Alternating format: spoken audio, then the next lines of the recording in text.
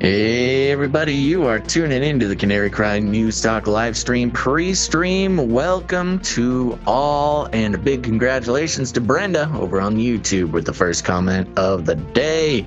Congratulations, Brenda.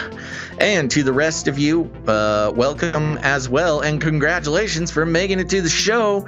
We are going to get started here in just about a half a minute, but I wanted to remind y'all, first of all, make sure to like the video, subscribe, hit the bell button, and hit the all button after that. Really helps out the algorithms to share out the show to those who have not heard it before. Also, remember to follow us on multiple platforms. That includes twitch.tv/Canary Cry Radio, youtube.com/Canary Cry Radio, DLive. We're everywhere, baby. Follow us all over the place, or else. Okay, stay hydrated. Let's go.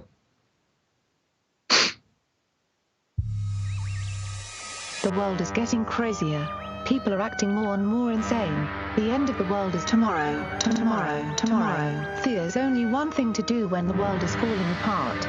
Listen to Basil and Gonz as they discuss this week's news and events through the lens of Bible prophecy.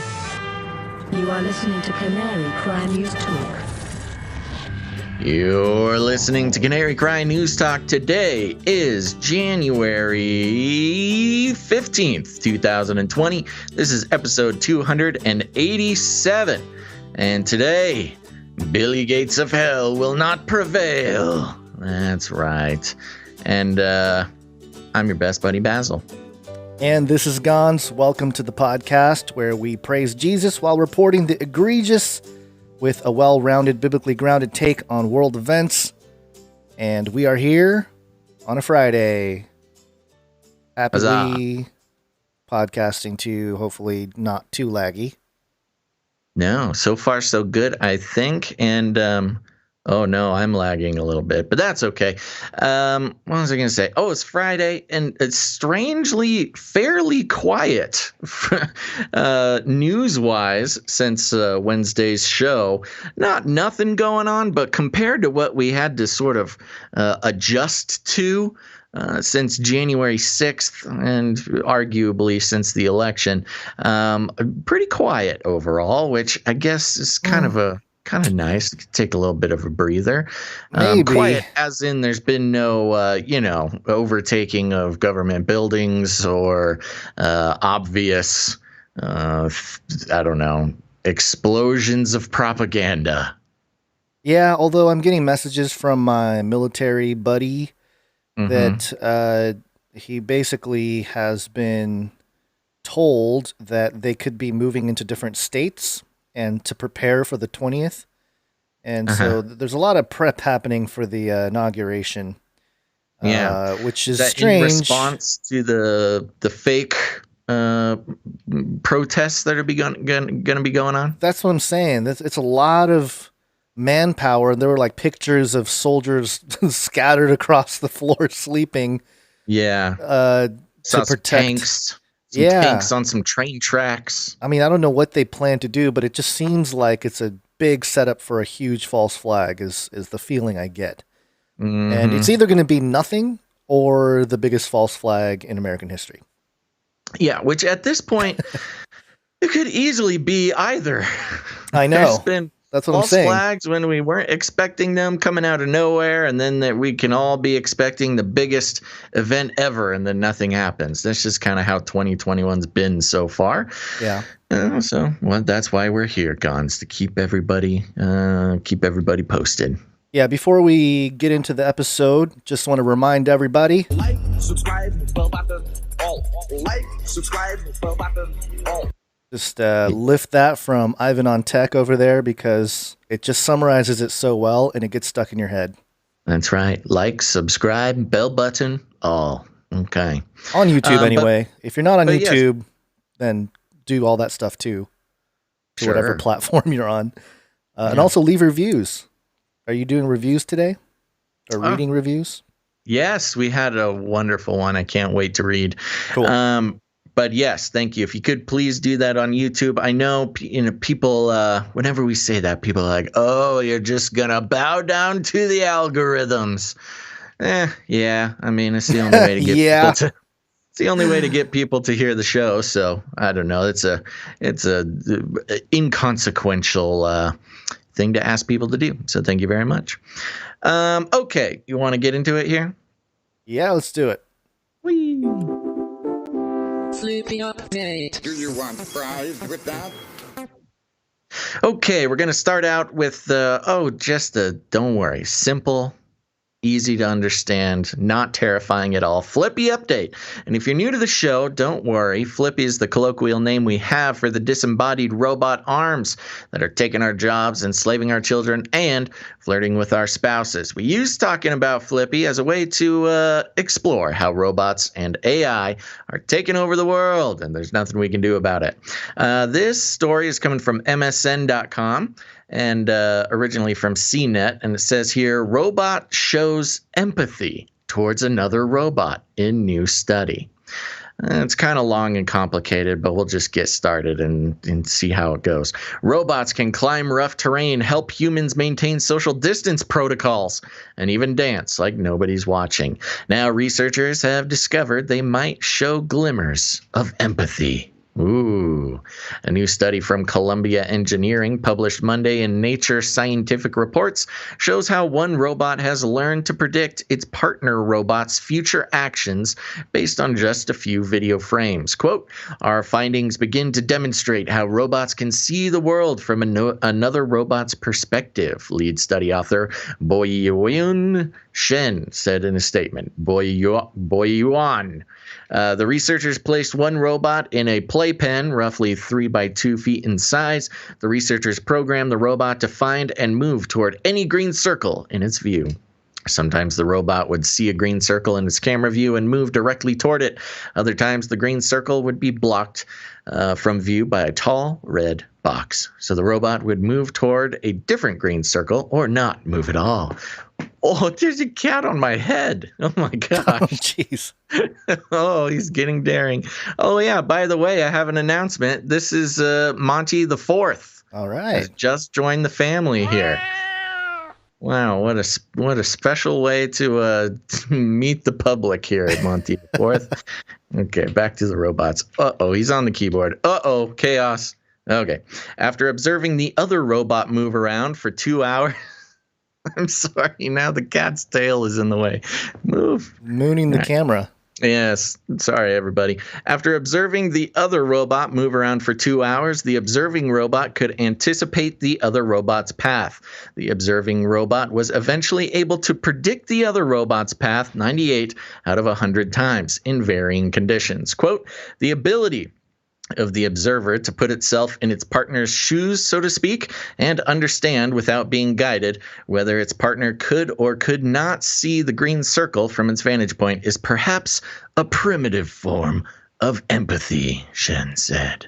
And I got to say, Gons, I do agree with one thing. That might be the most primitive form of empathy I have ever heard of.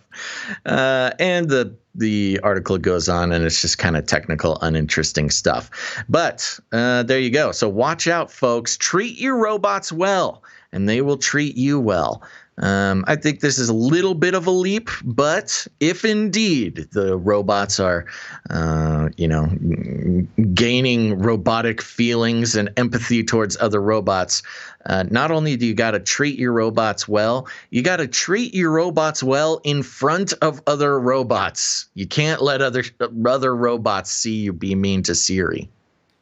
Yeah, seems like nobody in the chat cares about the Flippy story. They care more about Monty IV. Yes, Monty IV. He made quite the entrance there. Stole the show. But none of us should care about the Flippy update and only care about cats. So I agree.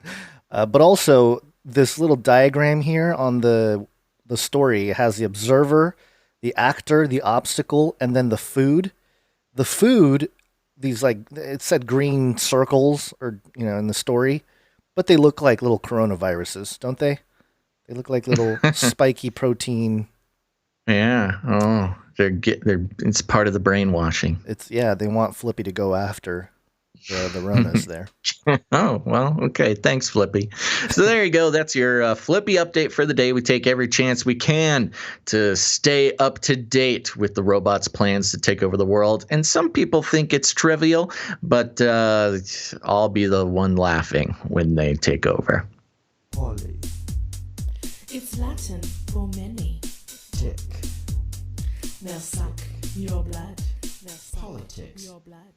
Ooh. Politics. That's the perfect jingle for the politics section. Yes, Polly. Many ticks suck your blood. Yep, politics. This is breaking911.com. BLM activist arrested for siege on U.S. Capitol. And this was making its rounds. Very interesting that Toole County Sheriff's Office, number 106616. Very fascinating.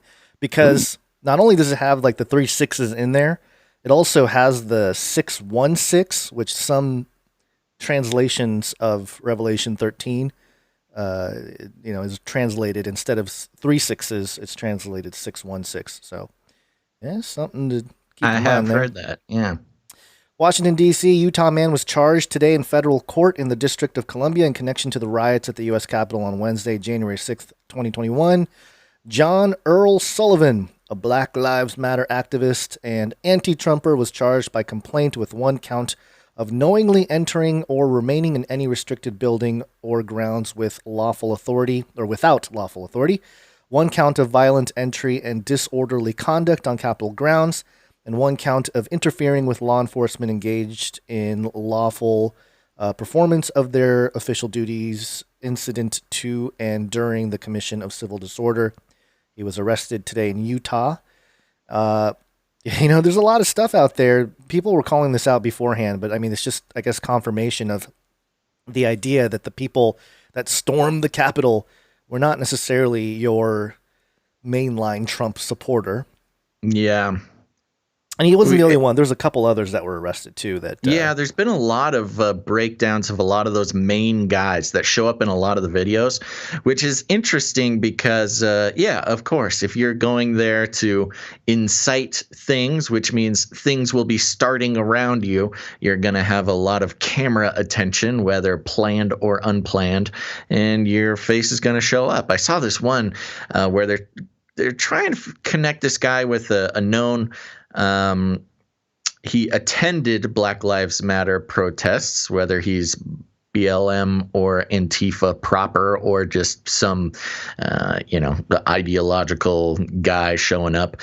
You're talking about a different guy, not this guy that we're talking about. Different guy. The guy with the beard? But the guy with the beard, yeah, right. Yeah. And it was interesting because once I think it was a live streaming person came up there inside the Capitol building and they were like, "Oh, hey, what's going on? Tell me the narrative. What's going on?" And he basically sloughs him off, realizing there's a camera in his face and says, "Well, go find out for yourself," and puts on his gas mask real quick. Which, like, dude, you're on so many cameras. Why are you? I think the same guy was recorded outside telling a media personnel, "Do you want the story of your life?" Mm-hmm. And grabbing him, bringing him towards the chaos. So, yeah, I mean, the thesis is that these were agent provocateurs, and the evidence seems to suggest that even at low levels, it doesn't have to be this grand conspiracy. It could just be a whole bunch of Trump haters that are like, "Oh, we're going to make the Trumpers look bad," and and that's part of the disinfo, and we might need to just review at least the operative words disinfo and misinfo that we use on this show. Misinfo is more like incorrect information. Right. Disinfo is purposefully planted information. Yes. Yeah. So, and that's interesting to watch on the news or different outlets. They'll talk about misinfo and disinfo, and a lot of people don't really think about the difference between those two things. So in this case, he seemed like a disinfo agent. And part of the disinfo, when it comes to, Antifa, or even with white supremacists, they're talked about in the mainstream media as if they were some sort of organized Illuminati type centralized controlled group, when in reality it's more ideologically driven, where there's an ideology behind everything, but there's not like centralized leadership. And that's why, for instance, Antifa is more of a broad, it's kind of like saying anonymous, Right. Anonymous isn't an actual institution or it's a loosely based, decentralized group bound by ideology. So yes, if you say Antifa came and did this thing, it might give people the impression that there's like some secret group, highly skilled, blah, blah, blah, with very powerful leadership called Antifa, when in reality, it could be somebody with Antifa-like ideology, but is just sort of either part of a smaller group or just some guy who had nothing better to do on a Tuesday and wanted to cause some trouble. Now, that might be sort of unimportant, on a practical level. But for us, or at least for myself, when we're talking about Antifa, or we're talking about Anonymous, or we're talking about different things like that, it's more of an ideologically driven individual, or to put it in spiritual terms, they're acting under a principality or something like that. So you'll have a hard time going and finding Antifa LLC, but sure, it lives on in a decentralized form. So you're saying this is a decentralized evil spirit? Demonic power! Oh, to put it in so many words, possibly yes. And then at the government level, Psyops. Woo! Yeah. Oh, same with QAnon. Yeah, and we'll get to QAnon in a moment. QAnon in that same thing. There's no like centralized QAnon command center, but it's an ideology that spreads. And well, some people would argue with you on that point. Well, they would argue with the Antifa thing too. I know, but that's just my view, and I think it's a pretty good one. Yeah, I think it explains a lot of the inconsistencies that tend to mix up, current events. Sure. Yeah. So I wanted to bring this story as well, which was this was actually Time magazine, time.com, and they posted this article that was titled "White American Christianity Needs to Be Honest About Its History of White Supremacy," written by Carrie Wallace. I'm not going to actually read the article because you kind of get the idea of what they're trying to do here. Mm-hmm. But I actually responded with a couple screenshots here from a book that it's been very fascinating to go through this book. It's called Two Masters and Two Gospels, The Teaching of Jesus versus the Leaven of the Pharisees in Talk Radio and Cable News, written by our friend, Dr. Future, Mike Bennett. Hey, Doc Future. And I just responded that because it goes after the white supremacist Christian history of America and all this. But it's interesting because Dr. Future in his book says this quote, if I can get my little thing open here, regarding the use of psychological warfare on civilians by the government with the use of religion in 1951, Truman set up the Psychological Strategy Board, PSB, comprising the CIA, Department of State and Defense, and others, and studied, quote, the potential role of religion in psychological warfare. Their first report stated that, quote, the potentialities of religion as an instrument for combating communism are universally tremendous. Religion is an established force which calls forth men's strongest emotions. Our overall objective in seeking the use of religion as a Cold War instrumentality should be the furtherance of world spiritual health.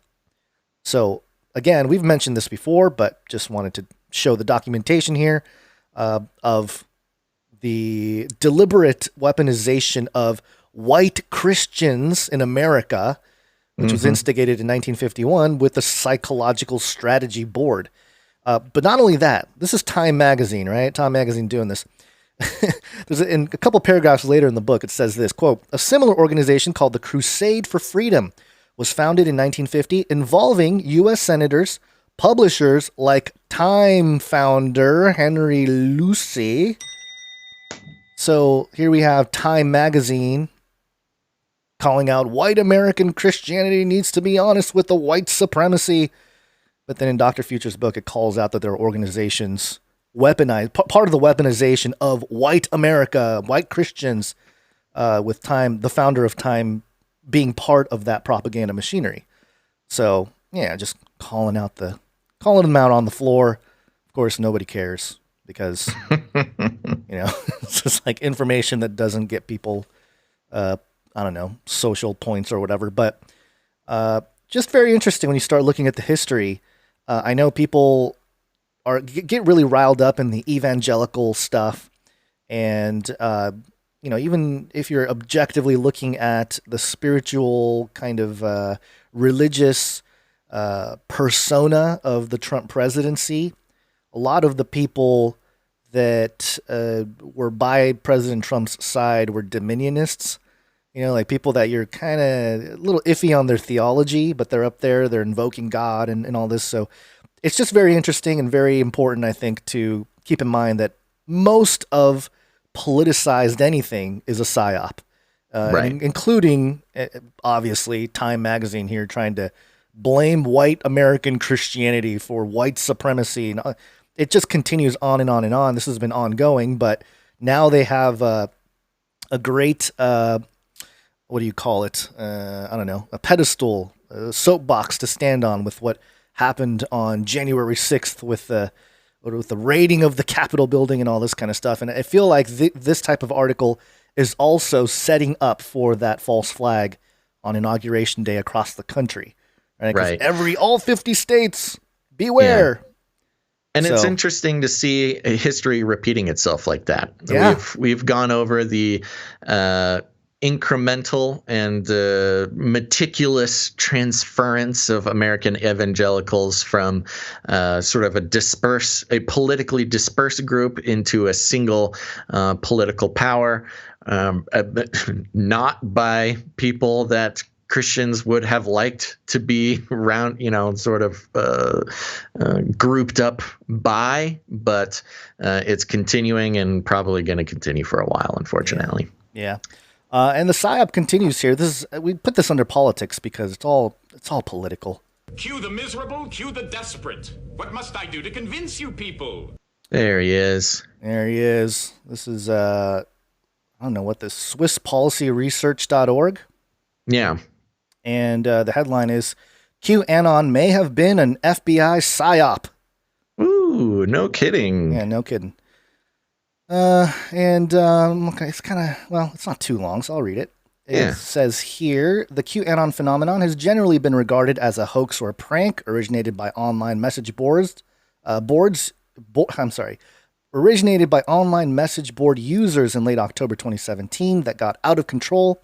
The QAnon persona was preceded by similar personae, including FBI Anon, CIA Anon, and White House Insider Anon. Have you heard of any of those, by the way? No, I have not heard of any of those. I mean, it would have been that's a way we could have gotten, we've been on the map, we're CIA Anon. I followed that link there, and it takes us to an NBCnews.com article that looks like it wants to break down those three you just mentioned. How 3 conspiracy theorists took Q and sparked QAnon. I don't know. That's for another show. QAnon originally called himself Q Clearance Patriot. Former CIA counterintelligence operative Kevin M. Shipp, who's been very anti-Q, and he kind of flipped too. It's been kind of interesting to watch because he is former CIA. We've mentioned him on the show before.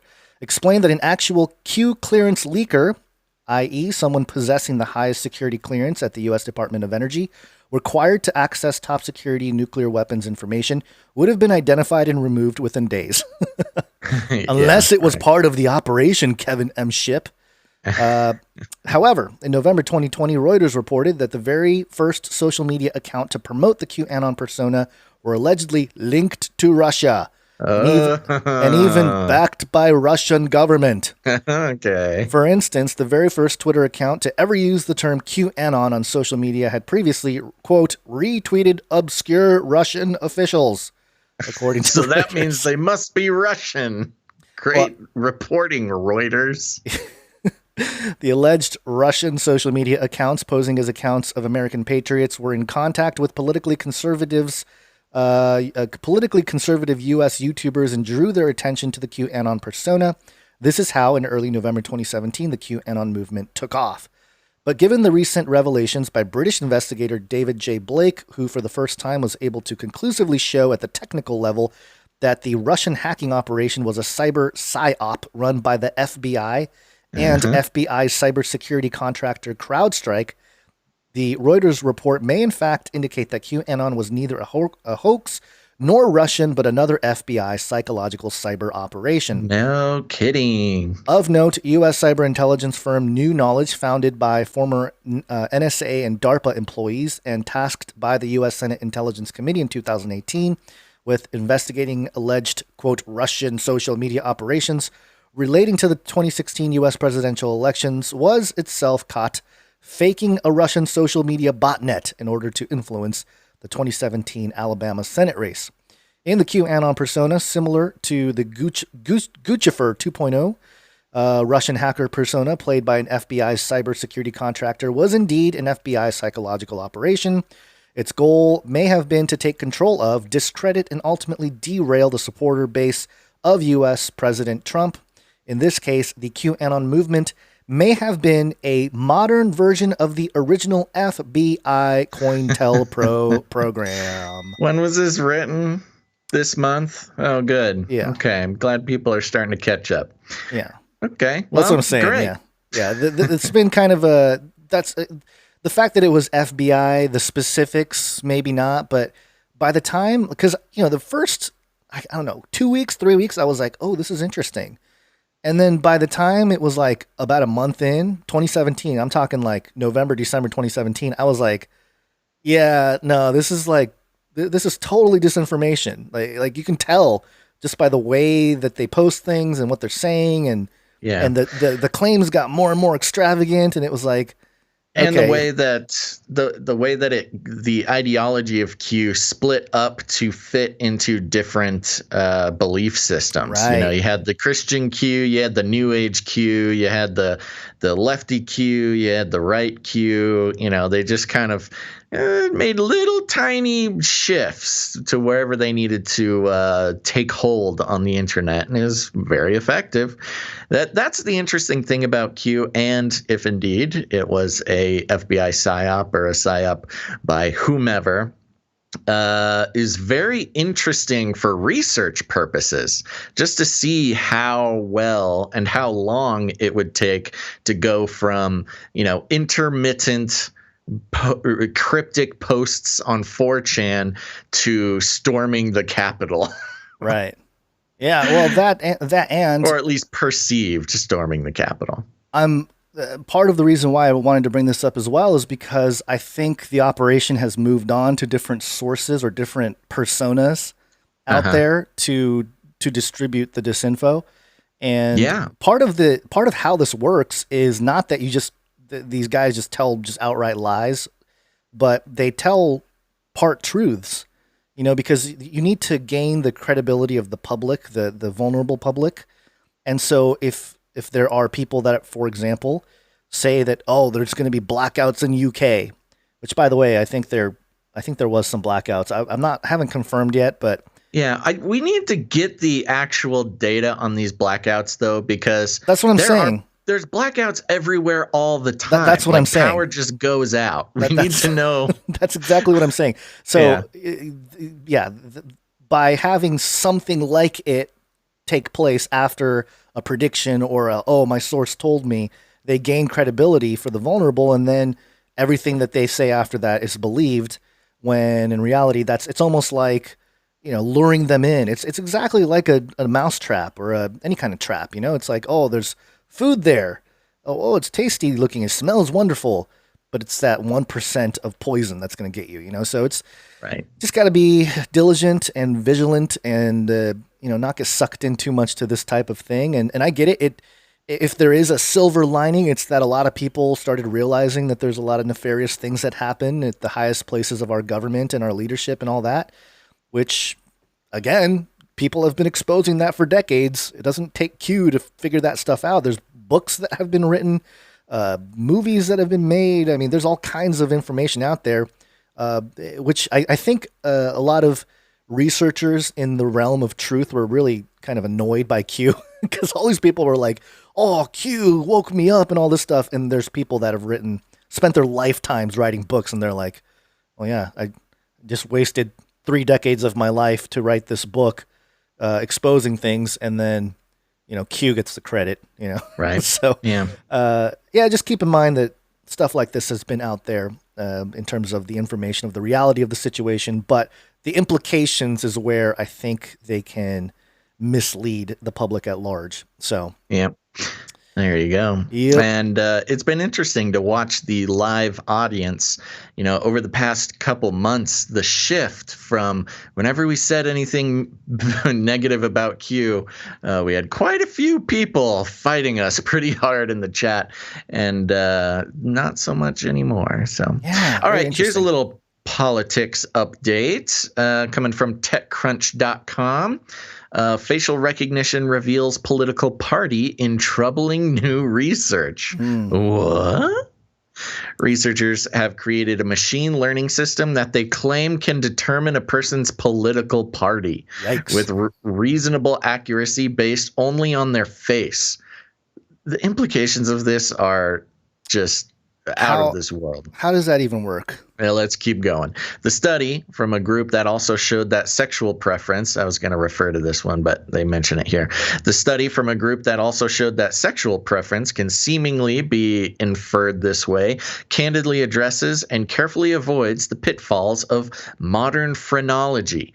I believe phrenology was what was it? It was like you could read everything about somebody based on the divots in their skull or something weird. Like you would, anyways, leading to the uncomfortable conclusion that our appearance may express more personal information than we think. The study, which appeared this week in the Nature Journal Scientific Reports, was conducted by Stanford University's Michael Kaczynski. Kaczynski made headlines in 2017 with work that found a person's sexual preference could be predicted from facial data. The study drew criticism not so much for its method, but for the very idea that something that's notionally non-physical could be detected this way.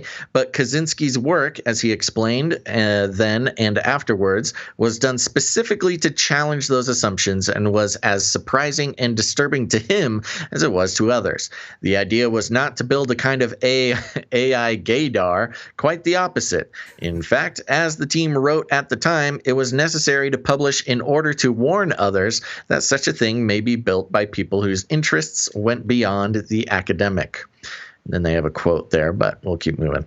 Similar warnings may be sounded here for a while politicians. Well, hold on.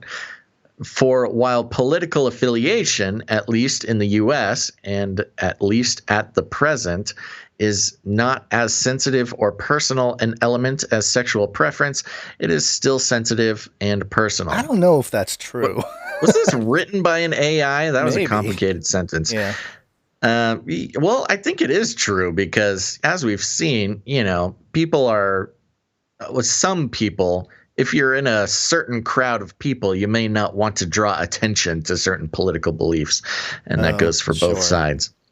A week hardly passes without reading of some political or religious dissident or another being arrested or killed. I don't know about that. Hardly a week passes without reading of some political or religious dissident or another being arrested or killed, maybe around the world. If oppressive regimes could obtain what passes for probable cause by saying the algorithm flagged you as a possible extremist instead of, for example, intercepting messages, it makes this sort of practice that much easier and more scalable. The algorithm itself is not some type of hyper-advanced technology. Kaczynski's paper describes a fairly ordinary process of feeding a machine learning system images of more than 1 million faces collected from dating sites in the US, Canada, and the UK, as well as American Facebook users. There you go, American Facebook users. Thanks for your contribution to this algorithm that can tell what political party you're in. The people whose faces were used identified as politically conservative or liberal as part of the site's questionnaire. The algorithm was based on open source fake blah, blah, blah. They talk about facial recognition software. Okay, they get into some technical stuff. Did you have anything highlighted you wanted to jump to in this one? Of course, it's not as simple as, quote, conservatives have bushier eyebrows or liberals frown more, nor does it come down to demographics, which would make things too easy and simple. After all, if political party identification correlates with both age and skin color, that makes for a simple prediction algorithm right there. But although the software mechanism used by Kaczynski are quite standard, he was careful to cover his bases in order that this study, like the last one, can't be dismissed as pseudoscience. The test involved being presented with two faces, yada yada yada. Yeah, so okay, they try to be a little more nuanced than your general appearance, but I don't know. This type of thing is extremely dangerous, regardless. Well, right. You think about even just airports. Heathrow Airport is, at least last I looked at the data, was like the most facially recognized, equipped place on the planet. You're walking through Heathrow. I forget what the number was, but your facial recognition gets read like 100 times or something walking to the bathroom to your gate or something crazy. And considering the no-fly lists and the Trump supporters and stuff being banned from airlines, getting kicked off planes, that would be an interesting immediate use case for this, where you're just walking through the airport and you get corralled into a little side room and they're like, well, our facial recognition technology has recognized that you have conservative political views. Can we ask you a few questions?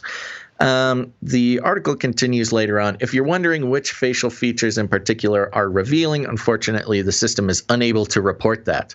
And this it's funny. They're saying it without saying it, that the black box aspect of these artificial intelligence programs. Right. When they say, unfortunately, the system is unable to report that, they literally mean they have no idea. Because a lot of times with these machine learning programs and artificial intelligence, the robot is doing things that it cannot explain to human beings. Moving on, in a short Paris study, Kaczynski isolated a couple dozen facial features, facial hair, directness of gaze, various emotions, and tested whether those were good predictors of politics, but none led to more than a small increase in accuracy over chance or human expertise. Quote, head orientation and emotional expression stood out. Liberals tended to face the camera more directly, were more likely to express surprise and less likely to express disgust, Kaczynski wrote in author's notes for the paper. But what they added left more than 10 percentage points of accuracy not accounted for. Quote, that indicates that facial recognition algorithm found many other features revealing political orientation. This is interesting. I kind of want to know what my face would read as. Yeah, especially since neither one of us have like a hard. Well, I mean, yeah, we at least me, I tend to lean on one side, but I'm not registered with either party, Yeah, so right. It'd be interesting to say, are we going to break the algo, explode the machine? Maybe you are the unrecognizables. You do not exist. That'll be our political party. Yeah, which by the way, I think I read somewhere, and I don't know how accurate this is, but they're saying that they're going to have a new political party by 2030 in the United States that's going to, really decimate the Republican and Democrat divide. They've been saying that for a while, but with all the turmoil. Where did you hear this? I don't remember. I need to find the source of it. I didn't have time today to dig it up, but something maybe we'll talk about in the next episode. Okay. Yeah. And then we have this Dominion thing. I'm not too stoked about the source, but you wanted to read it, so AmericanThinker.com. Oh, yeah. Well, I wanted to mention this because we've read from American Thinker sometimes before, at least once or twice before, because they have some interesting things. They're obviously very far right as far as if the facial recognition was looking at AmericanThinker.com, that's where they would land. But this is interesting because we mentioned the lawsuit against Sidney Powell and others coming from Dominion. And, I did not think that American Thinker was big enough that they would be targeted for this, but this is on American Thinker. Let's see here. Yes, this came out today. We received a lengthy letter from Dominion's defamation lawyers explaining why they believe that their client has been the victim of defamatory statements. Having considered the full import of the letter, we have agreed to their request. They have agreed to their request that we publish the following statement. American Thinker and contributors Andrea Widberg, R.D. Wedge, Brian Tomlinson, and Peggy Ryan have published pieces on AmericanThinker.com that falsely accuse U.S. Dominion, Inc., Dominion Voting Systems, Inc., and Dominion Voting Systems Corporation, collectively Dominion, of conspiring to steal the November 2020 election from Donald Trump. These pieces rely on discredited sources who have peddled debunked theories about Dominion's supposed ties to Venezuela, fraud on Dominion's machines that resulted in massive vote switching or weighted votes, and other claims falsely stating that there is credible evidence that Dominion acted fraudulently. These statements are completely false and have no basis in fact. Industry experts and public officials alike have confirmed that Dominion conducted itself appropriately and that there is simply no evidence to support these claims. It was wrong for us to publish these false statements. We apologize to Dominion for all of the harm this caused them and their employees. I'm curious what the harm to Dominion and the employees was. I haven't seen anything about that. We also apologize to our readers for abandoning 9 journalistic principles and misrepresenting Dominion's track record and its limited role in tabulating votes for the November 2020 election. We regret this grave error. And there's an image of Uncle Sam sitting in the thinker's position there at the bottom. Dominion, after all the dust has settled, is going after, it's one thing to go after Sidney Powell, the sort of, by this time, nationally renowned lawyer fighting on behalf of the Trump campaign, whether or not she is officially on the team. But American Thinker, I'm sure they have a lot, they have a lot of readers, but they're not. This is not CNN level. This is not mainstream level readership. I just thought it was interesting that, basically a blog would need to apologize so much. Yeah, I noticed that the American Thinker, the guys that work here, or the people, Peggy and Thomas, I think, they do a little, it's like a video audio type of deal. And that one was shared a lot on my feed like 2 or 3 years ago after Trump took office. And it was interesting to listen to because they weren't exactly peddling the QAnon stuff, but it was very close to that type of information. So it might have been a similar source. And then somebody, if I'm not mistaken, and we may have mentioned it on the show, but somebody mentioned that Thomas had some connection to the Jesuits or something. I don't know. I'm not going to say anything other than that's what I remember, and I'm probably remembering it wrong. But right. So there's some people that were trying to discredit them anyway in the truth world or whatever. But this is this is kind of like the lawfare type of thing we've been hearing about, that they're going to have lawyers come after certain outlets and try to silence people, and because the court cases and all that stuff didn't go down, they can do this. They can do this legally. But again, anybody who's really just looked at the evidence and coming at it from a very objective point of view, there were definitely some stuff going on with Dominion that's shady. And you mentioned how, you didn't hear anything about the people. From the info that was being relayed. From the info that was being relayed, but a lot of that, not a lot, some of that you were able to just look at it objectively and say, like, something's not right. You don't have to say that there was fraud for sure, but there's definitely stuff that was connected to the internet, the machines connected to the internet, stuff like that, the flash drives. There were things there that was kind of like, even if you're like a liberal Democrat, you should be like, yeah, what's going on with that? But you mentioned we apologize, causing harm to the employees and stuff. I think there were some stories about people getting harassed, but also, if I'm not mistaken, and this might have been disinformation, I don't know. I this is just stuff I heard and I remember reporting on a little bit on Canary Cry News Talk, but it was about how the Dominion offices shut down in the United States. Like as soon as things got heated and people were talking about Dominion, I think they had an office in Colorado or something that they shut down.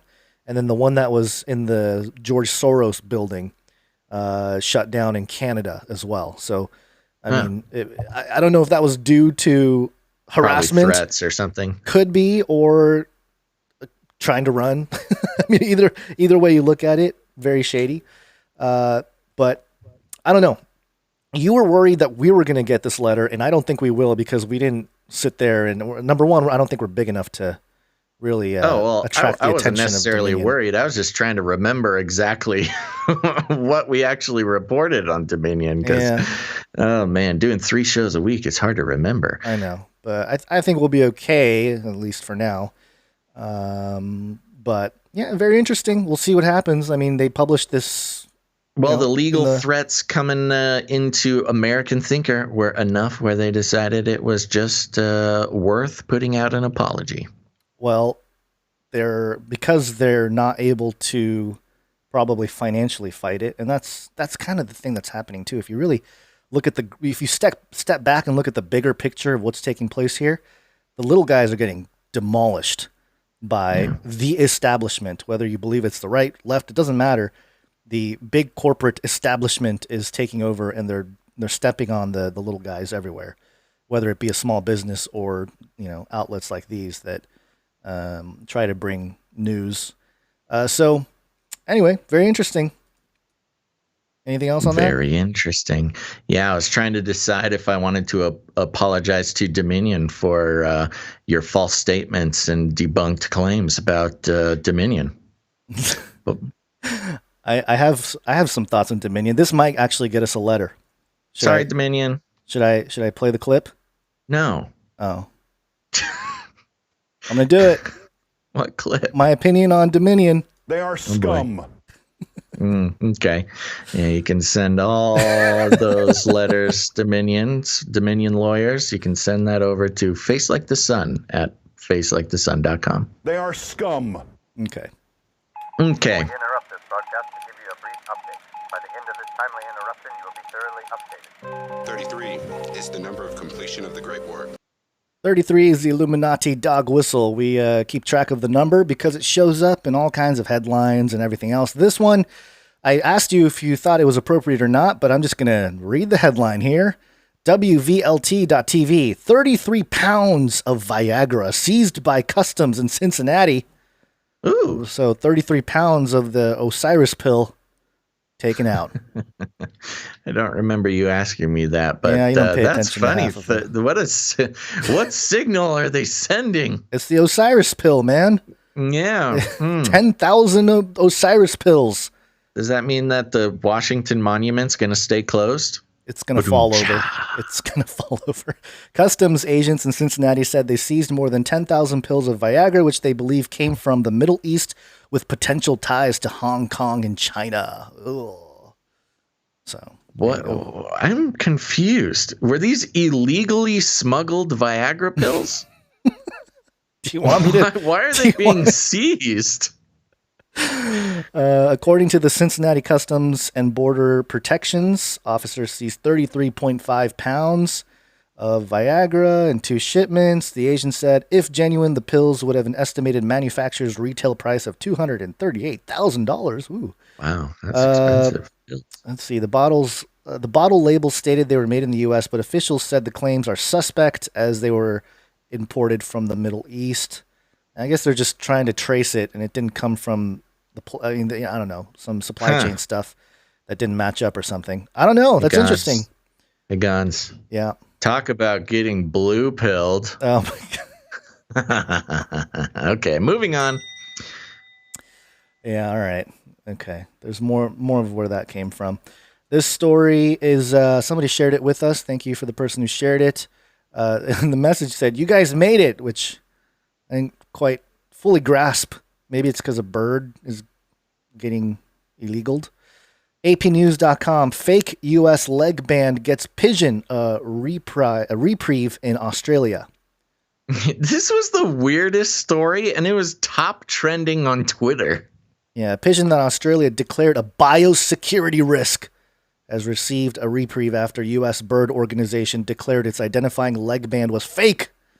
The band suggested the bird found in Melbourne, in a Melbourne backyard on December 26th, was a racing pigeon that left the U.S. state of Oregon 13,000 kilometers, it's about 8,000 miles away, 2 months earlier. On that basis, Australian authorities on Thursday said they considered the bird a disease risk and planned to kill it. They don't say rona, but it's probably rona. On the basis, Australian authorities on Thursday said they considered the bird a disease risk, plan to kill it, but Dion Roberts, sport development manager for the Oklahoma-based American Racing Pigeon Union, I didn't even know such thing existed, said on Friday the band was fake. The band number belongs to a blue bar pigeon in the United States, which is not the bird pictured in Australia, she said. Quote, the bird banned in Australia is counterfeit and not traceable, Roberts said. They do not need to kill him. Australia's Agriculture Department, which is responsible for biosecurity, agreed that the pigeon dubbed Joe, after U.S. President Joe Biden, because it had very hairy legs, was wearing a fraudulent copy leg band. Oh. Why? Who is putting a fraudulent leg band on this pigeon? I don't know. Probably Joe Biden. This asks more questions than it answers. This is the strangest story. Quote, following an investigation, they're investigating this. This is where all of our tax dollars and resources are good. going. See, this is what happens when we this is what I was saying when it was a slow news couple days since Wednesday. The top trending Twitter thing went from Trump incites coup at the Capitol to pigeon with wrong leg band found in Australia. The department has concluded that Joe the pigeon is highly likely to be Australian and does not present a biosecurity risk. The department said it will take no further action. So, yeah, maybe this is coding. Maybe because you know what we never did. I never did watch was the movie Songbird. I meant to watch that and talk about it on the show. But I know part of that film was, you got a little yellow bracelet to say if you were immune to COVID-23 or whatever, that lets you go anywhere. And we've talked about, people counterfeiting quarantine documents or vaccine documents. Maybe this is a signal. It's an American bird in Australia with a faked quarantine bracelet. But it was actually an Australian bird pretending to be an American bird. Maybe he just wanted some cred, like Joe, The plot just wanted thickens. fake cred. Although if birds aren't real, then maybe the I don't know, I was going to use the expression cat became too close to coming out of the bag or something. I don't know. People were starting to figure out birds aren't real, so they're like, oh, let's just call it a fake American. What are they hiding? I don't know. What are these birds hiding? I don't know. All right. Well, our thoughts and prayers go out to Joe the pigeon. I think Live he's your safe. life, Joe. I think he's safe. CRISPR. Cas9. Laboratory-equipment.com. Oh, I know. Detecting. How straightforward. I know. Detecting CRISPR-Cas9 gene doping in athletes. In the past 10 years. Gene doping. Oh, yeah. The past 10 years have illustrated the potential of the CRISPR-Cas9 gene editing system, but also the challenges that accompany such a powerful technique. When discussing the use of CRISPR-Cas9 in humans, quote, designer babies is often the first negative brought up, and rightfully so. Germline editing of human DNA using CRISPR-Cas9 could allow persons to manipulate babies by changing their eye color or hair color, for example. That example being the most tame of examples of genetic tampering. Now, German researchers have extrapolated the situation further. What if athletes are tempted to use CRISPR to change their DNA for the better? Quote, the possibility of misuse in sports cannot be ignored, Mario Thieves, a professor for preventative doping research at the German Sport University Cologne, told Laboratory Equipment, quote, such monitoring necessitates adequate testing approaches, and while assays for detecting gene therapy strategies rely on gene transfer and RNA interference have been under development and available for some years, focusing on CRISPR-Cas9 in the context of anti-doping was still to be addressed. And so, yeah, this guy took the first steps to creating a test to detect the Cas9 itself in people to make sure that they're not CRISPR-Cas9 enhanced. Yeah, interesting. Well, this is a very forward-thinking guy. We've talked about, actually, I think it was just last episode, we talked about, the GMO super troopers that many countries are developing for super soldiers. And It's just a matter of time before athletes start breaking into that as well. This guy might, maybe he listens to the show. Maybe. There's another story that will connect to this later on after the break. That has to do with the coronavirus being something that demands genetic surveillance. And I feel like this is part of that whole discussion. We need genetic surveillance because we can't have people, CRISPR-Cas9ing themselves without the government support. Yeah, of course. Well, and it's interesting, too, because genetic surveillance would be the way to tell if you've had the mRNA vaccine. Right. Exactly. So we'll get into that story later on there. But we got another update here from Epstein Island. Epstein didn't kill himself. This is news.bloomberglaw.com. Wexner, L Brands board sued for Epstein ties, harassment culture. Leslie H. Wexner and other longtime senior leaders at L Brand Inc. were hit with a shareholder lawsuit in Delaware over the Victoria's Secret parents', quote, entrenched culture of misogyny, bullying, and harassment, as well as ties to Jeffrey Epstein and other egregious mismanagement. The board, quote, did nothing to address decades of sexual harassment by top L Brands executives, while the underqualified Epstein inexplicably managed Wexner's fortune, and while the billionaire sex offender apparently used Wexner's home for liaisons with victims, the suit said. Epstein's victim, Virginia Guffrey, has also, quote, claimed that he directed her to have sex with Mr. Wexner, and other victims have accused Wexner's wife, Abigail, quote, of acquiescence while Epstein and Ghislaine Maxwell sexually assaulted her. So, there have been people that have brought up the Wexner connection for a long time. I know someone whose wife was looking into the Victoria's Secret connection to Epstein's connection to transhumanism like years ago. And so there's been some paper trails there in terms of, what they're up to. But they're slammed for it. Who knows if it's going to go any further than that? These companies have a lot of money. What do you think? Do you think this is... Wexner, was this the Canadian fashion brand? I don't know if it was Canadian, but it was the parent company for Victoria's Secret. So this must have been it. Yeah, the guy, I thought they got him in Canada or something, but Yeah, we reported on him getting busted maybe about a month ago. Yeah. All right. Well, fine then. No, we got him again. You got him again. More happening, but not out. You don't know what you're looking at. What's driving that thing? It's not a space alien. Alien. It's unidentified. So we reported on the Black Vault, CIA releasing all kinds of UFO documents. I got this message to me, which had a screenshot from the Black Vault, the story itself. And I summarized it in a tweet here. Saucer-shaped UFO gets shot down. 5 large-headed entities, kind of described as grays, emerge, and they merge into a ball of light. The ball of light expands into a brilliant white light where 23 people viewing the phenomenon are turned into stone poles. 2 people hiding behind trees survive. And, I mean, we don't have to read the whole document here, but... yeah, I was kind of reading through it. It sounds like this was material gathered from newspapers.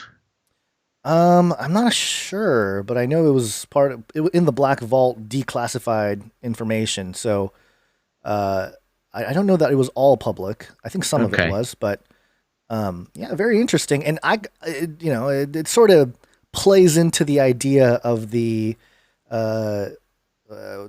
Sodom and Gomorrah situation, where people are turned into pillar of salt, and so maybe that technology exists in one form or another, and when it's used by bad demonic aliens, then you result in this type of situation here. But I don't know, I just thought it was interesting to share. There have been other people sharing, things that they found in the Black Vault in the recent release. But also I've seen people say, "Oh, if it's CIA, then it's all fake." So, take it for what it's worth. Yeah, well, that's been part of our idea about this. This is not the declassification that was ordered in the last COVID bill. This was the result of FOIA requests by John Greenwald. So it'll be interesting if once the declassification to Congress from the CIA happens, and Lord willing, that gets leaked, to compare it to this FOIA request would be very interesting. Yeah. See what did and didn't get shared through the different ways of sharing. Intelligence agencies and news outlets and stuff. Yep. So there you go. Let's move into one of our main stories here. We're taking things that are genetically modified organisms and we're injecting them in little kids' arms. We just shoot them right into the vein, right into the vein, right into the vein, right into the vein. Okay, to start off with our Bill Gates tribute. What was that one? I'm hungry. Okay, food update. This is coming from news18.com. Microsoft founder Bill Gates revealed as the biggest farmland owner in the United States. Oh, perfect. Just perfect. The co-founder and former CEO of Microsoft, Bill Gates, has built up a massive farmland portfolio spanning 18 states, enough to claim the title of biggest farmland owner in the United States.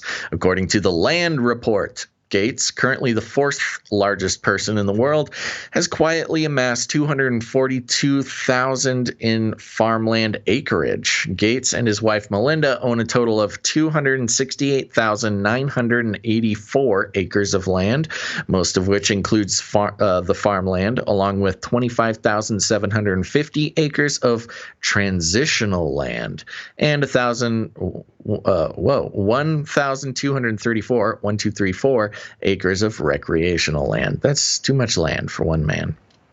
Research showed that Gates, who has a net worth of nearly $121 billion, according to Forbes, owns the largest holdings in Louisiana, 69,071 acres, Arkansas, and Nebraska. Wow. Largest holdings in Louisiana, Arkansas, and Nebraska. Additionally, he has a stake in 25,750 acres of transitional land on the west side of Phoenix, Arizona, which is being developed as a new suburb. The land is held directly and through third-party entities by Cascade Investments, Gates's personal investment vehicle. Cascade's other investments include food safety company Ecolab, used car retailer Vroom, weird, and Canadian National Railway. Whoa. While it may be surprising that a tech billionaire is the largest farmland owner in the U.S., this is not Gates's only foray into agriculture. In 2008, the Bill and Melinda Gates Foundation announced $306 million in grants to promote high-yield sustainable agriculture among smallholder farmers in sub-Saharan Africa and South Asia.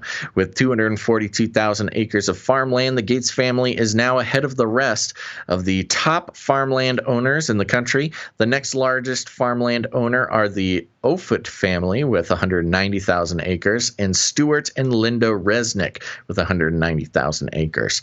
The Offutt family operates a potato farm based in Fargo, North Dakota, as well as owning RDO equipment, according to agriculture.com. Stuart and Linda, okay, well, we don't care about them. So there you go. Bill Gates, after establishing the panopticon with, bringing personal computers and computing into the position of power that they are now in, is looking to settle down and start farming the entire United States. And based on all of his vaccine stuff and genetics and the things he seems to be into, this is not good news for... this is a food crazy in general. Power play. Yeah. Oh, it is ridiculous. Yeah. And this is a very concerning with where food manufacturing is going. Is there any way to break it? How is this not like a monopoly? How is he not a monopoly? Can't we break him up? Yeah. Break him up into pieces. Well, Microsoft certainly has had to defend itself against antitrust laws for decades now. But he's not Microsoft anymore. He stepped down. No, he's not. Now he's Farmer Bill. Farmer Bill. Yeah, no, this is definitely worrisome. I mean, of course, there's a lot of things to worry about when anybody amasses that type of power.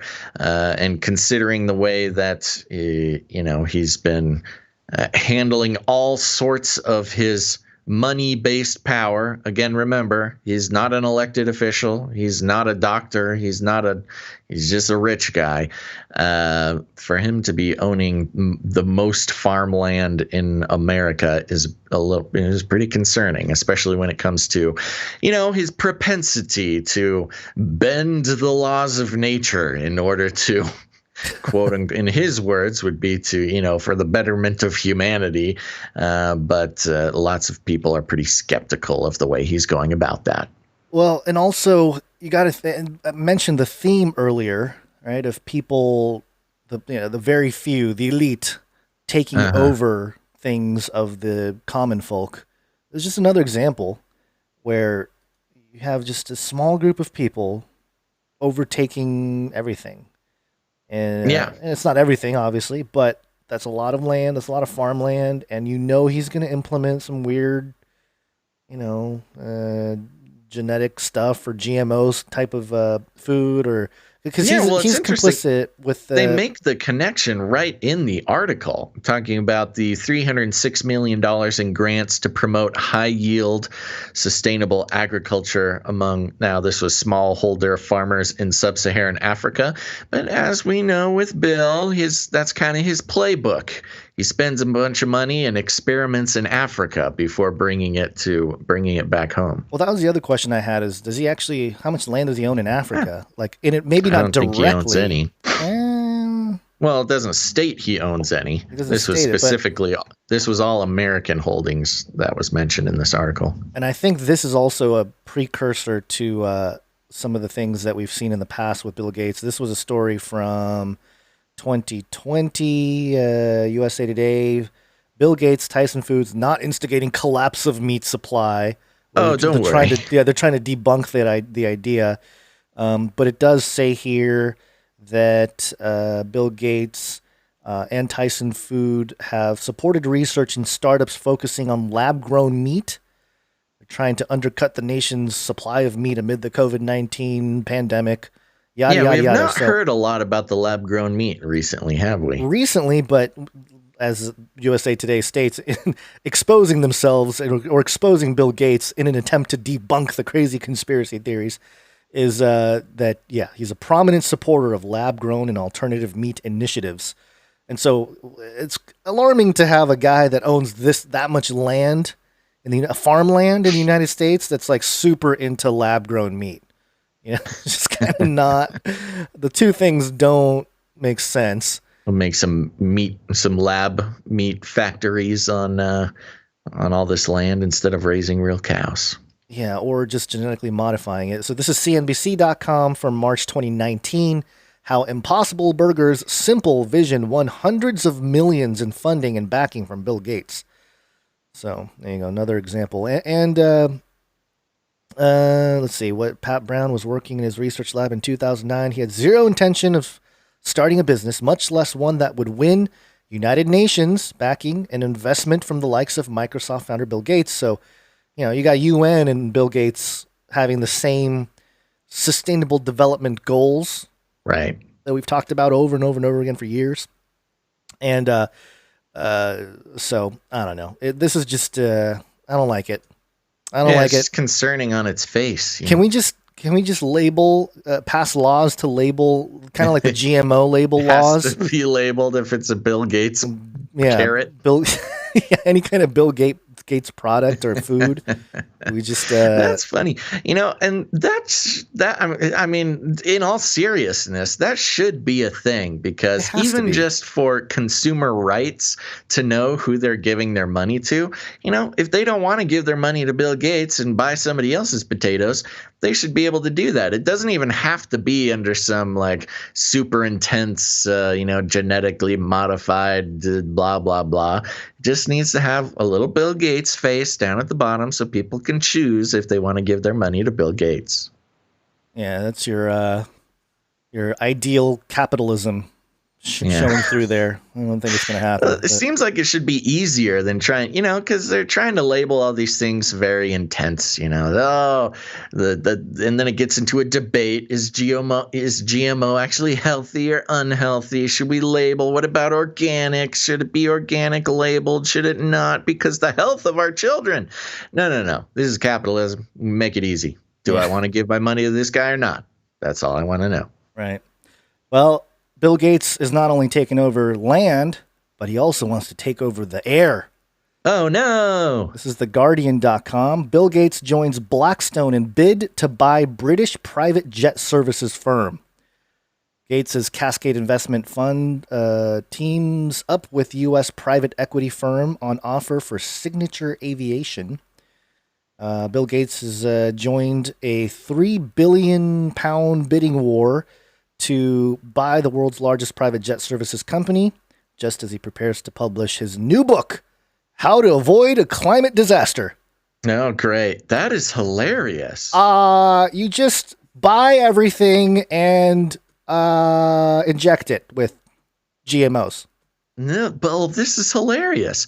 He's buying the largest private jet services company while pushing climate change problems. I know.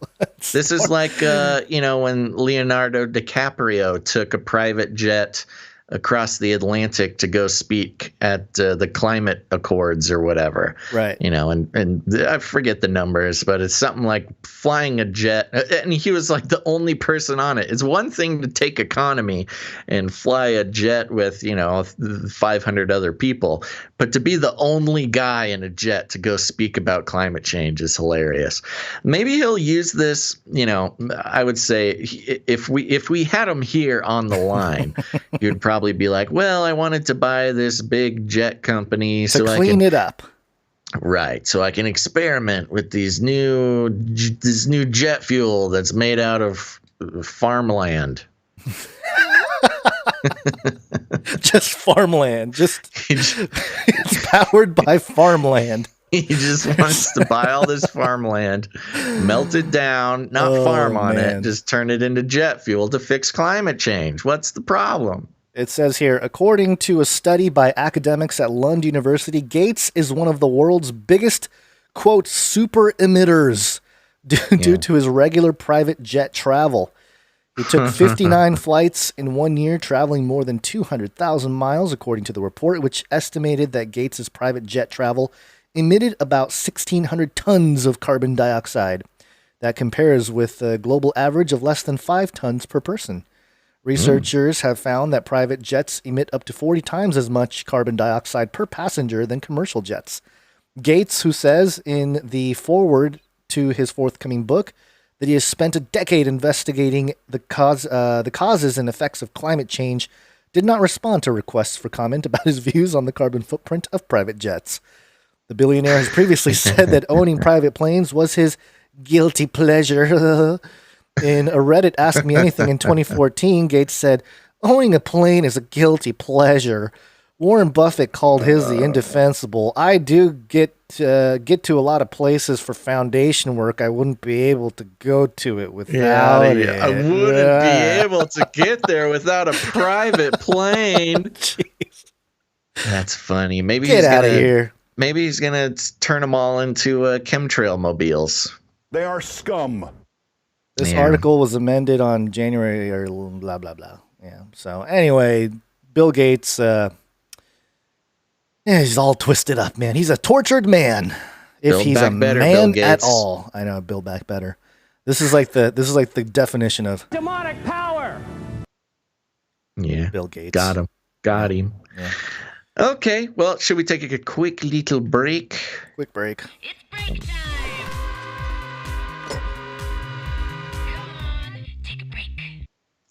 Okie dokie, folks. We're just going to take a quick little break, but don't go anywhere because after the break, we've got some vaccine pandemic special news we got to get to.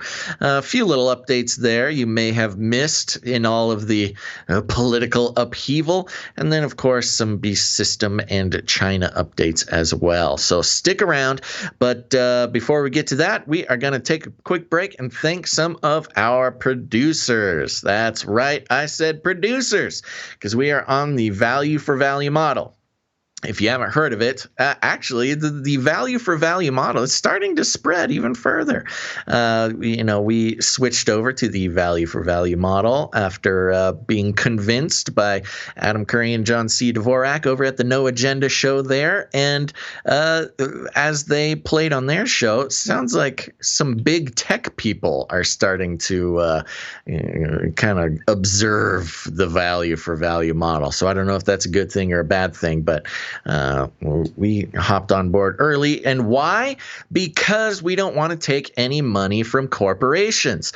As you may have noticed lately, advertising for podcasts and live broadcasts like ours is they've become easier and easier to get.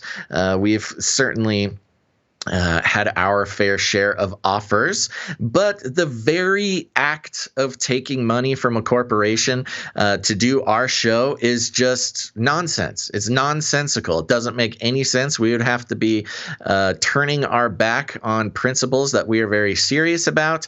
And honestly, once you start taking money from corporations for advertising, then you got to watch what you say. You can't talk about certain things. You certainly couldn't say anything about Bill Gates, and you become, you're then under threat to follow orders, or else your money gets taken away. So instead of that, we decided that we would break away from the global theology of advertisements, and we invite you guys to do that as well.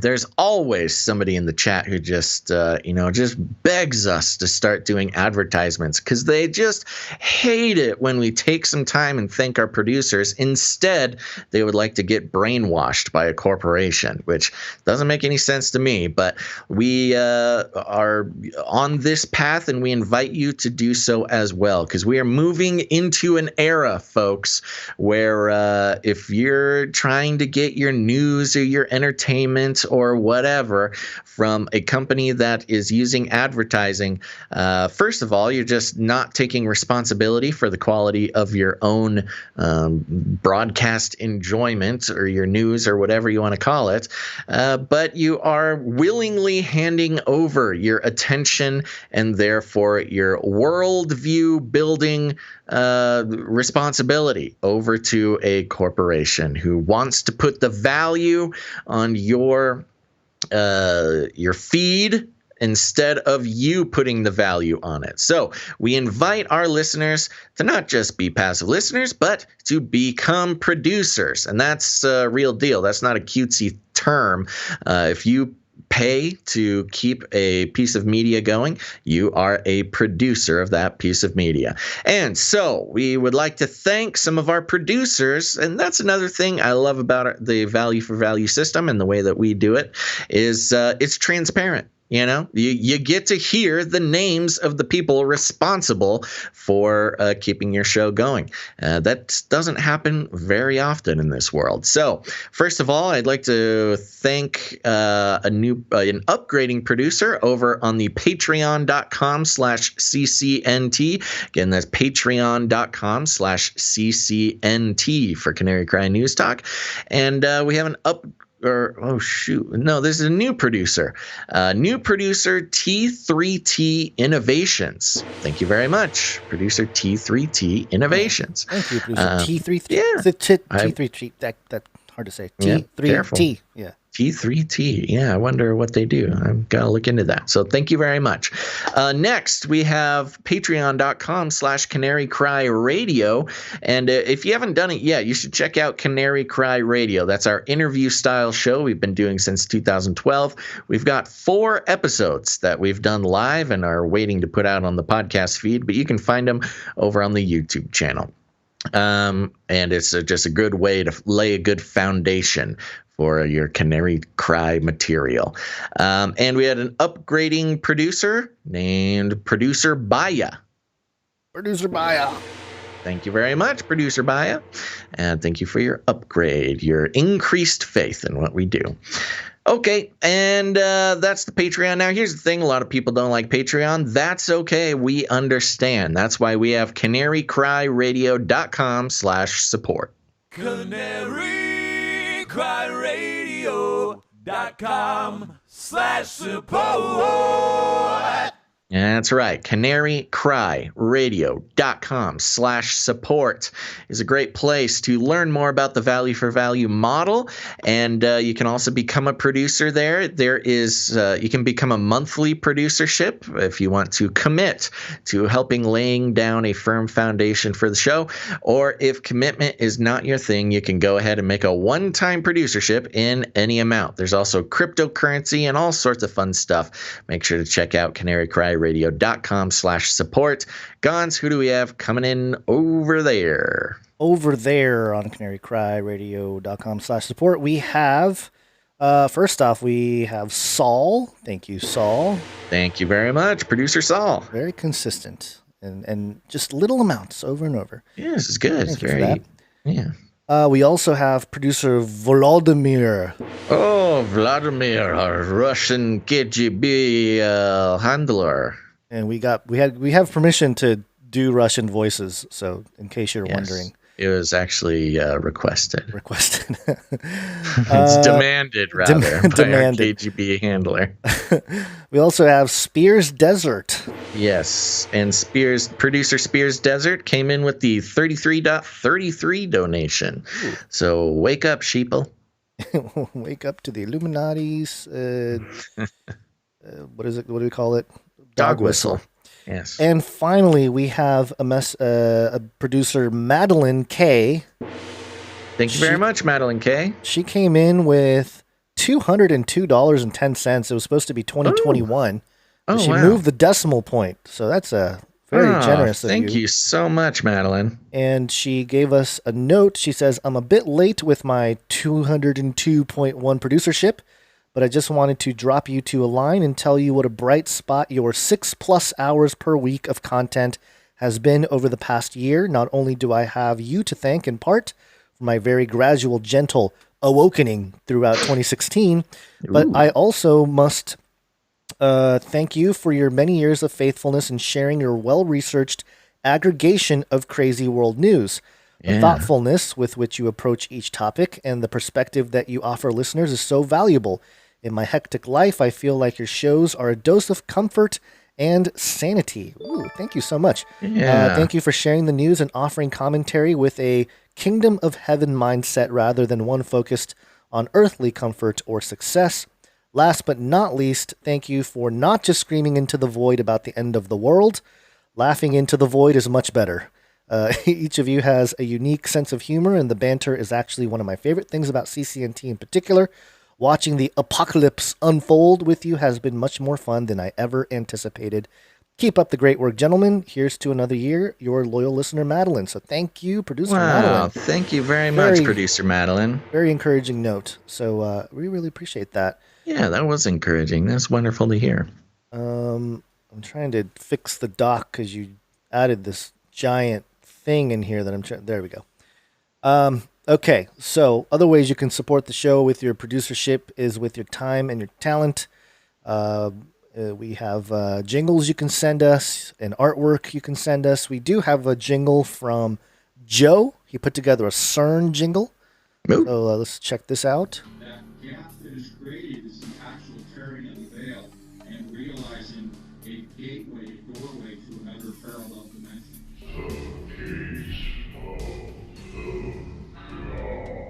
Whoa. Of the gods. Very good, Joe. Very Thank you fun. for that. Yeah, it's been a while since we've had some CERN news. Yeah, it's good that we might have a CERN jingle there, and also, of course, the artwork. One art, please. We always appreciate the hand-drawn, most of the time, art. First one we will get to is from producer Ali. Oh, yes. Gasoline Bonds in the chat. It's a picture. Oh, my gosh. It's this Joe is Biden. Terrifying. I know. It's Joe Biden. And it's labeled, "Some of the left outraged over vaccine effects on Biden." And he just looks totally freaked out. He's got this crazy smile. Very well done, Ali.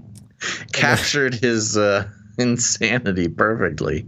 And then on the bottom it says, "You're just a turtle pickle turkey face, aren't you?" Yeah, that's what I told him. I don't know if that's something he actually said, but it sounds like something he would say. I hope that's a real quote from a Joe clip. Turtle pickle turkey face. Very good, producer Ali. Always a pleasure. And wow, she just keeps getting better and better. I know. And next up we have producer. It's Barzilai. Producer Barzilai. He's the one that does the I Spy for Canary Cry. Yeah. Oh, we have the new Canary Cry I Spy. Oh, beautiful. Yeah. Yeah, and this is very well done. This is a little bit more of well, I guess they're all sort of apocalyptic scenes, but we've got giant Trump and giant Biden just standing in flames, duking it out. We've got Jetpack Man up there, Gons. I don't know if you see I see him. Jetpack Man. I see some Nice drones. You know what we missed? We missed the third sighting of Jetpack Man. No, we mentioned it. No, not the third one. We mentioned the second one. No, we mentioned it. I had video. Remember? I think you're mistaken. You know what it is? You dropped it. I had it, and you're like, "Oh, Jetpack Man again?" I don't think that's true. Yes, that's 100% true. I remember setting up for the episode. That's not true. No, I had the video. Into the history. You can go back on the history, but it's been deleted in the doc because you said Jetpack Man again. I remember the conversation. I don't know about that.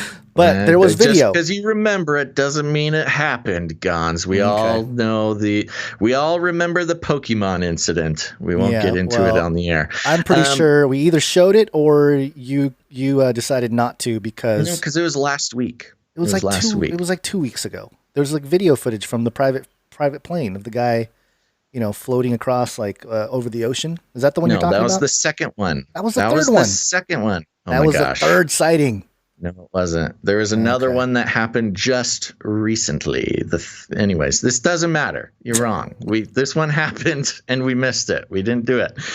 Anyways, thank you for the Canary Cry I Spy. I'll try to make sure to put this on social media. You can find things. You got to find all of the things like Samurai Gons, Basil Podcasters, and the ex-presidents, Samurai Kitties.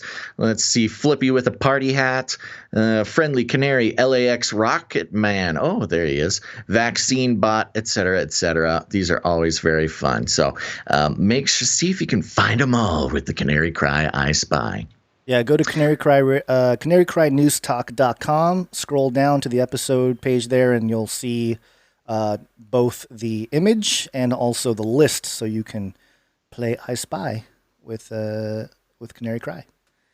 There we go. And last of the art, we have producer Grace coming in with this puzzling piece here. She has a note to explain what's going on here. It's a very squiggly line with just a whole bunch of stuff happening. Grace said, this art was inspired by the article about how AI needs sleep because they are starting to mimic the human brain too much. If they don't get rest, they hallucinate. It also reminded me of Do Robots Dream of Electric Sheep? The picture from the article inspired the painting I did. This was from episode 285 Monday. So do AI dream or hallucinate of electric sheep? There are little sheep if you zoom in. Oh yeah, there's cute little sheep in there. Zoom in. This is beautiful. What a beautiful piece, producer Grace. And yes, there are indeed little sheep in there. Yeah. And I'm still terrified at the fact that AI start to hallucinate if they don't sleep. Yeah, it's not a good thing. I feel like my iPhone does that too. You leave it on for too many days, it just kind of gets squirrely. Yeah. Well, it's time to find the alternative for the iPhone anyway.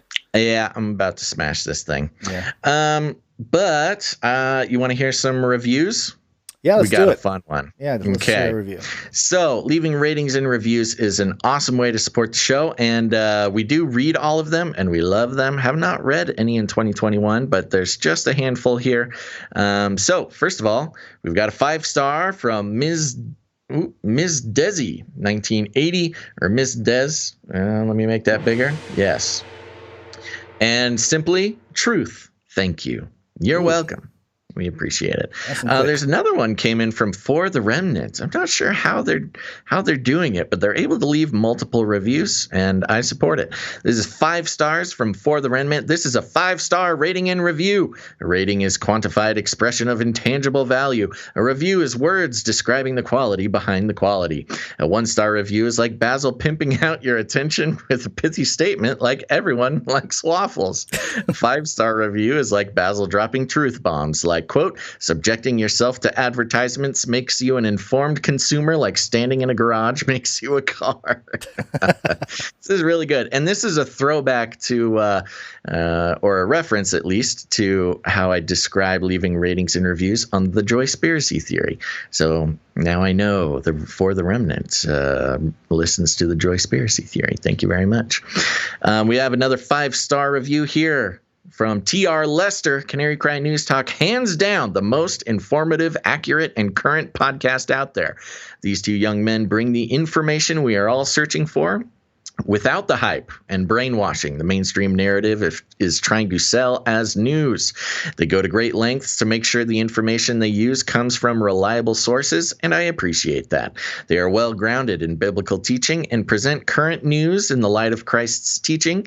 I so appreciate them. They have been my lifeline of reason during this entire COVID mess. That's how I survived the misinformation stream of rhetoric that has been spewing and is still coming at us today. Can't say enough about this podcast. My son shared it with me, and I share it with all my friends and family.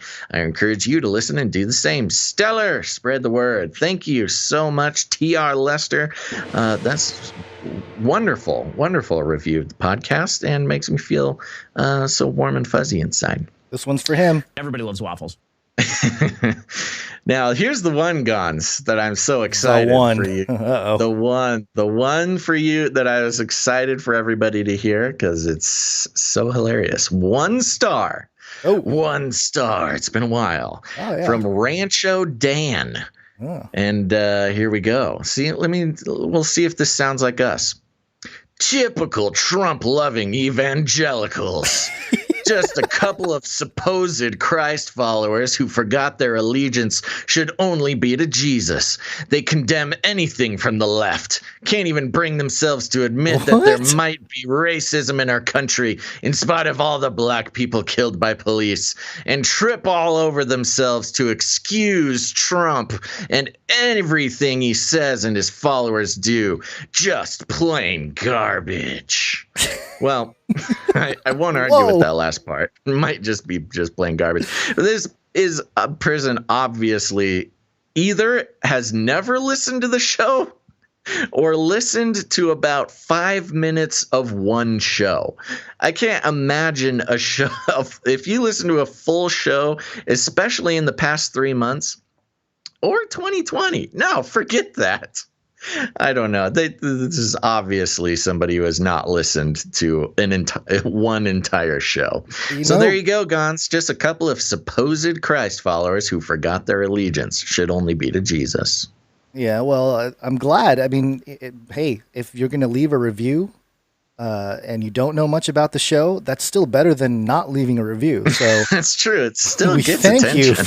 We thank you for your vitriol. Yeah. They condemn anything from the left and can't even bring themselves to admit that there might be racism in our country despite all of the black people killed by police and trip all over. Sorry, I enjoyed reading that so much. Well, thank you, Rancho Dan, for leaving your comments. Next, let's see. Yep. And lastly, 5 stars from Chakra 709. Makes you think. I am a senior producer to this podcast, and even though I don't understand it all, I thoroughly enjoy it. You learn about things you never hear anywhere else and how it relates to the Bible. An edifying podcast. Thanks, Basil and Gons. Keep expanding my world. And that's from Sharon Craig. Right, thank you very much, Sharon. Producer Sharon Craig. And there you go. That's all of our ratings and reviews. And thank you to everyone who left reviews. Yes, even you, Rancho Dan. If you ever hear this, I hope. I know. I hope he hears it. I want him to hear it. I want him to know that I read it on the show. That's the one thing. There's content creators out there. A lot of times, people ask me, like, how are you even able to deal with the negative comments and the thing? And it's kind of like, yeah, it stinks. And sometimes I'll push back and, counter or whatever. But for the most part, yeah, it is. You got to grow some thick skin. But for the most part, it's kind of, there's a part of you that has to remember, wow, they sat through that whole thing and they actually listened. Well, maybe not Rancho Dan, or maybe he was, I don't know, maybe he was ranching while doing it, and he was only hearing certain parts or whatever. But they're actually responding to something you put out there, negative or positive. You got to appreciate that they took the time to do it. So they gave us their attention for long enough to tell us how much they hated it. Yeah. So thank you. Negative comments are fun. Should we pull some from the YouTube channel too, just for therapeutic purposes? That's a whole nother awful thing. Okay. Reviews are one thing. The toxicity on YouTube that's too much. But there you go, folks. So thank you very much for those ratings and reviews. And I encourage everyone, yes, even if you're like Rancho Dan and you're just listening to literally the 30 seconds of me asking for a review, please go leave a rating and a review on Apple Podcasts and tell us what you think of the show. It really helps the algorithms share the show out with the world. And again, yes, we must we're tricking the algorithms, and people think we're bending the knee. No, we're manipulating the algorithms to our own will here. So thank you very much. Again, Apple Podcasts, Canary Cry News Talk, leave a review. Thank you. Okay. We have a birthday today, Gons. We're almost done with the break, folks. Don't worry. But we did want to say a very happy birthday to producer. This is a Pray-ducer. She's on the Canary Cry prayer team. And it is Amanda R. It's Amanda R's birthday. All right. Well, celebrate Amanda R's birthday the only way we know how. Yeah. Happy birthday to... Yes, very happy birthday. And thank you for being a part of the prayer team. Very important part of another thing created by producers of the show for other listeners and producers of the show. We enjoy the fact that exists so much. And Amanda is Frappyholic on Twitch. Let's see. Have you seen Frappyholic in the chat today? I hear she's working today, so she might not be listening live. But thank you and happy birthday, there Amanda. she is. Oh my gosh, she's here. Where is she? I see her. She don't see said, her. "Thanks, Oh, guys." there she is. Okay, good. Yeah. And okay, there we go. All right. Anything else? Am I missing something? Yeah. So Jade Bouncerson, thank you for the timestamps. Thank you. They, for some reason, they posted the comment, but it got lost in the YouTube cyber hole. It just disappeared. So luckily, I got the message and I was able to post the comment and put it in the description. So great. Really appreciate that for the last episode for 286. So I know those are time consuming, and maybe we got to figure out a better way to communally do that, just so it doesn't fall on like one person. Yeah, well, maybe if another producer out there who likes to catch the maybe there can be like a group of people and they kind of figure out who can watch the live show and leave those. I don't know. Yeah. I don't want to put more work on somebody to coordinate that. But if you are interested in helping out the show by doing timestamps, like if you try, if you make it to the live broadcasts every show or a couple times a week, let us know. And the timestamps are very important to the long-lasting effect of the show, because on YouTube, people like having the ability to skip around on the timestamps and not have to listen to the whole thing. So there you go. If you're interested in that, send us an email at canarycryradio@gmail.com. Yep. We also, just real quick,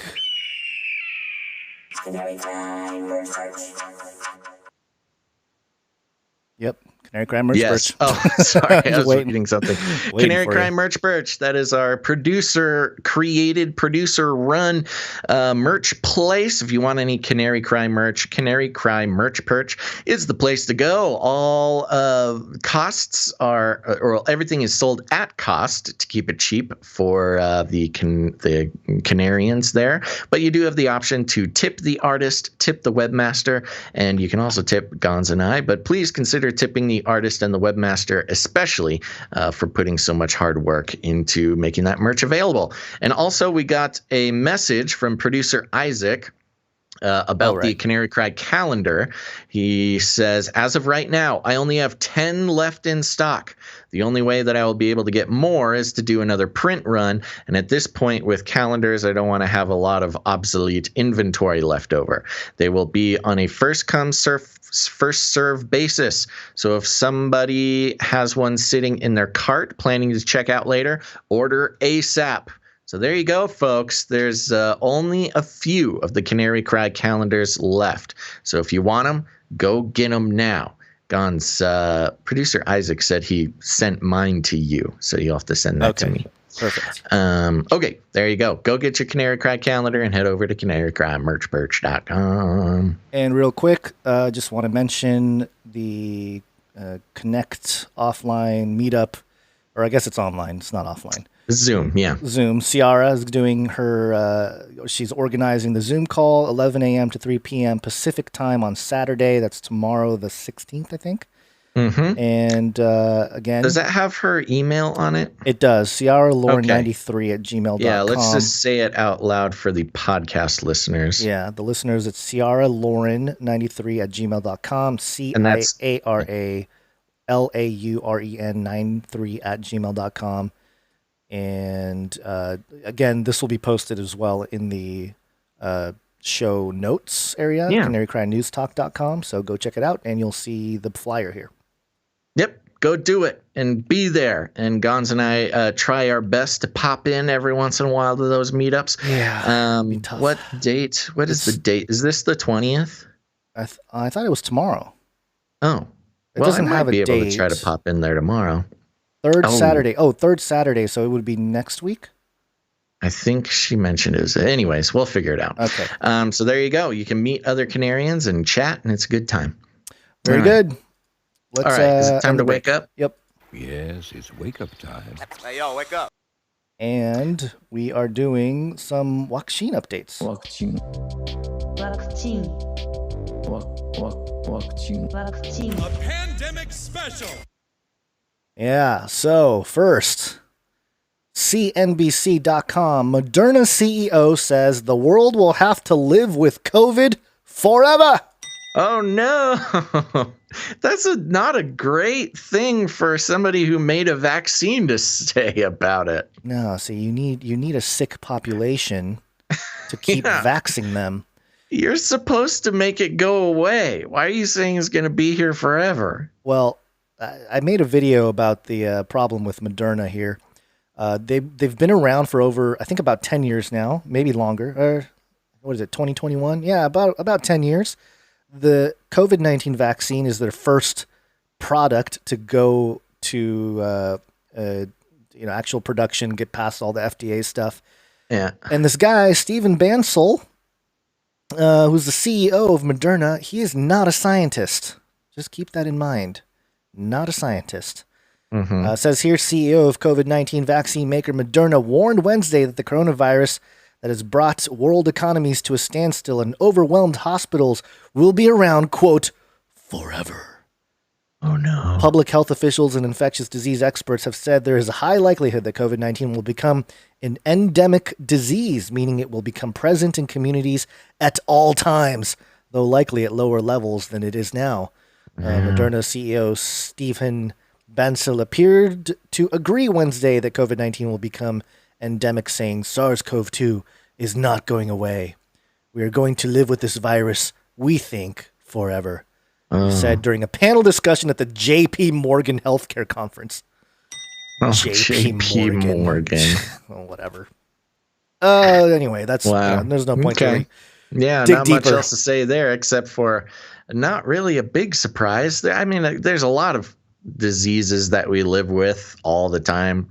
Cold, the flu. Well, that's just it, happen. Though. That's just it, though, and it goes to show that this whole thing was propaganda at its finest, really, because they literally weaponized something that is like the common flu, and our response to it, the psychological attack that happened on the world population, and I think the panic of the medical professionals. It's quite the hopefully more than that, shutting down of the economies. Well, I mean, they talk about they talk about this ruined our economy. No, you ruined our economy. You guys ruined. You guys, again, as the theme goes, this is I feel like this whole thing was to cover up so much for the economic crash, which was going to happen anyway. Right. The economy was struggling, and they were printing trillions even before COVID. It just so happens that the virus let everything stop and blame it on the virus. The schedule, the recession schedule, we were past due for a recession. Oh, way past, yeah. They happen about every 10 years, more or less, and 2008 being the big one, of course. And we were 12 years, which is a couple years past the recession schedule. So this was a good way to kind of hide that. And by the way, people have asked me, like, how is the stock market going up? Why does the stock market keep going up? But the economy's falling apart. It's hiding the inflation. Yeah, there's printing so many dollars. The dollar's being devalued. But to hide inflation, they're pumping up real estate, they're pumping up stocks, and that's why certain people are going into gold, silver, and Bitcoin. That's part of the reason why, because it's an actual asset class rather than just something frivolous like stocks. I guess stocks are somewhat real. No, they're considered protective. Well, but that's exactly the point. I mean, and the thing with stocks is it's mainly big tech stocks going up. Yeah. There's plenty of stocks that are not doing so well. Exactly.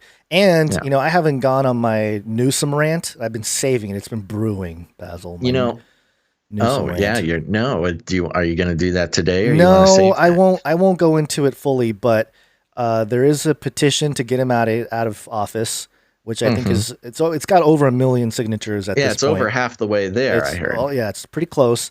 But also, just some of the stuff they're planning to do with real estate is out of control. Out of control. And it's not good because, not that it was any good before that banks can come in and buy up foreclosed homes and stuff like that. But now they've basically put in place a law that says individuals or the government has first dibs on any foreclosed homes. Yeah, I heard that. That is insane. Insane. That is just China. California. That's a Newsom thing. That's a Newsom thing. So yeah, with China, but already owning much of the land in California, that'll be just great. Yeah. Is it to protect against China? Yeah, right. That's fun. That's a good joke. That's a good one. I'll write that one down. One other angle on the economy thing, and I've heard this in defense of the just to take a step back, talking about the recession. I've heard this in defense of the situation. We were set for a recession, and usually they just sort of happen. But I've heard that they may have, used this event, the coronavirus, in order to,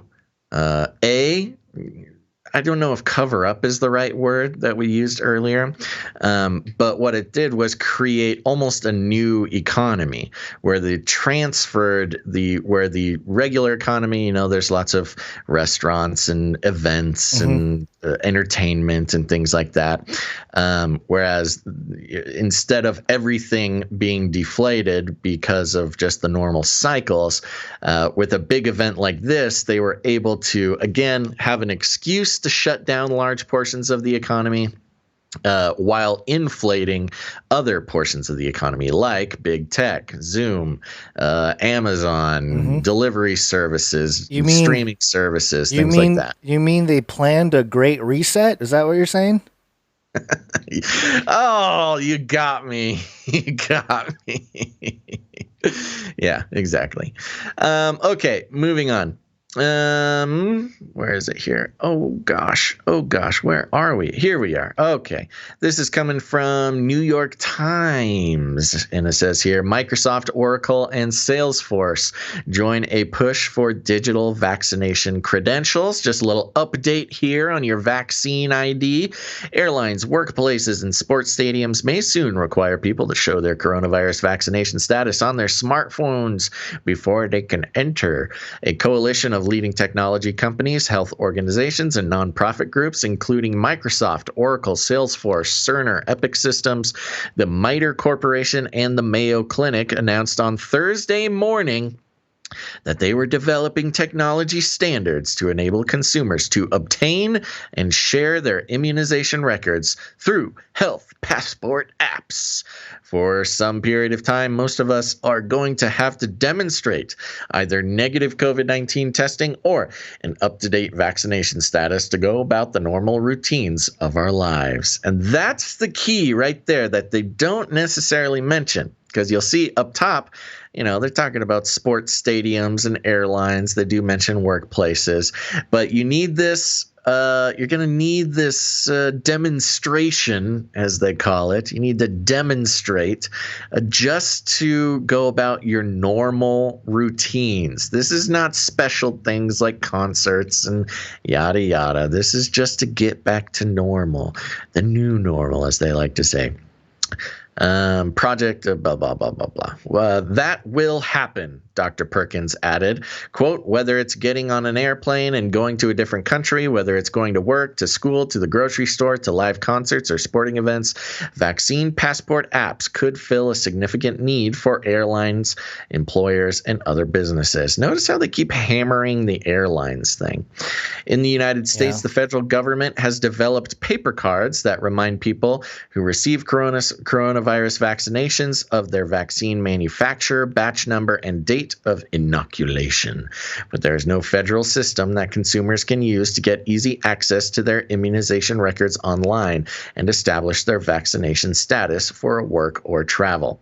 A few airlines, back to the airlines, including United Airlines, JetBlue, are already trying out Common Pass, a health passport app from the Commons Project. The app enables passengers to retrieve their coronavirus test results from their blah, blah, blah, blah, blah. Who was it who was involved in the Commons Project again?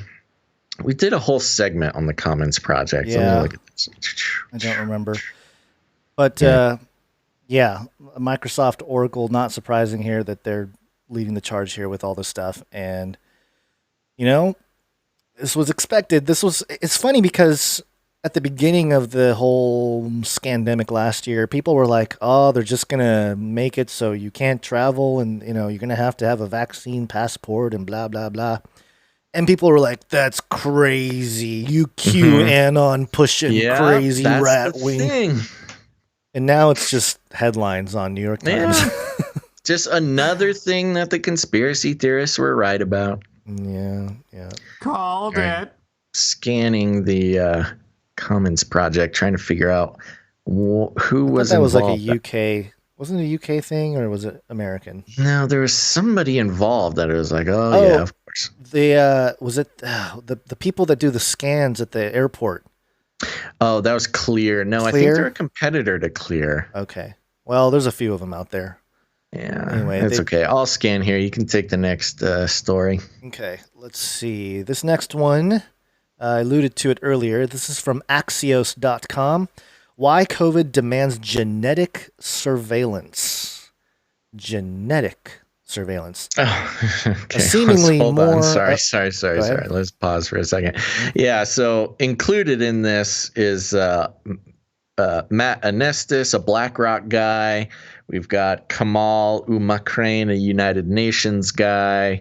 We've got, oh my gosh, so many of them. We've got the U.S. Chief Technology Officer for CARE, Virginia Secretary of Technology. Yeah, I forget. It's just all of them. It's like a power team. It's the all-star team of the globalization agenda. It's the New World Order team. Yeah, it's like the B team. It's like the New World Order B team. We're on the first stringers. You got the Bill Gates. You got the, Klaus Schwabs. This is kind of like the second stringers all got together. Oh my gosh, there's like 100 of them. Yeah. Well. Wow. It's further down the pyramid, so there's a wider range. Yeah, exactly. It's a bigger group because they're further down the pyramid. Yeah. Or there's just so many of them. It's like they're trying to hide. I feel like they're trying to hide someone in here. Like I'm going to come across one of them, and it's going to be crazy. Okay, I'll keep going. I'm sorry to interrupt. I thought I had it. Okay. Well, I was going to play a jingle anyway. Did you ever have the feeling that you were being watched? Axios.com headline. What was it here?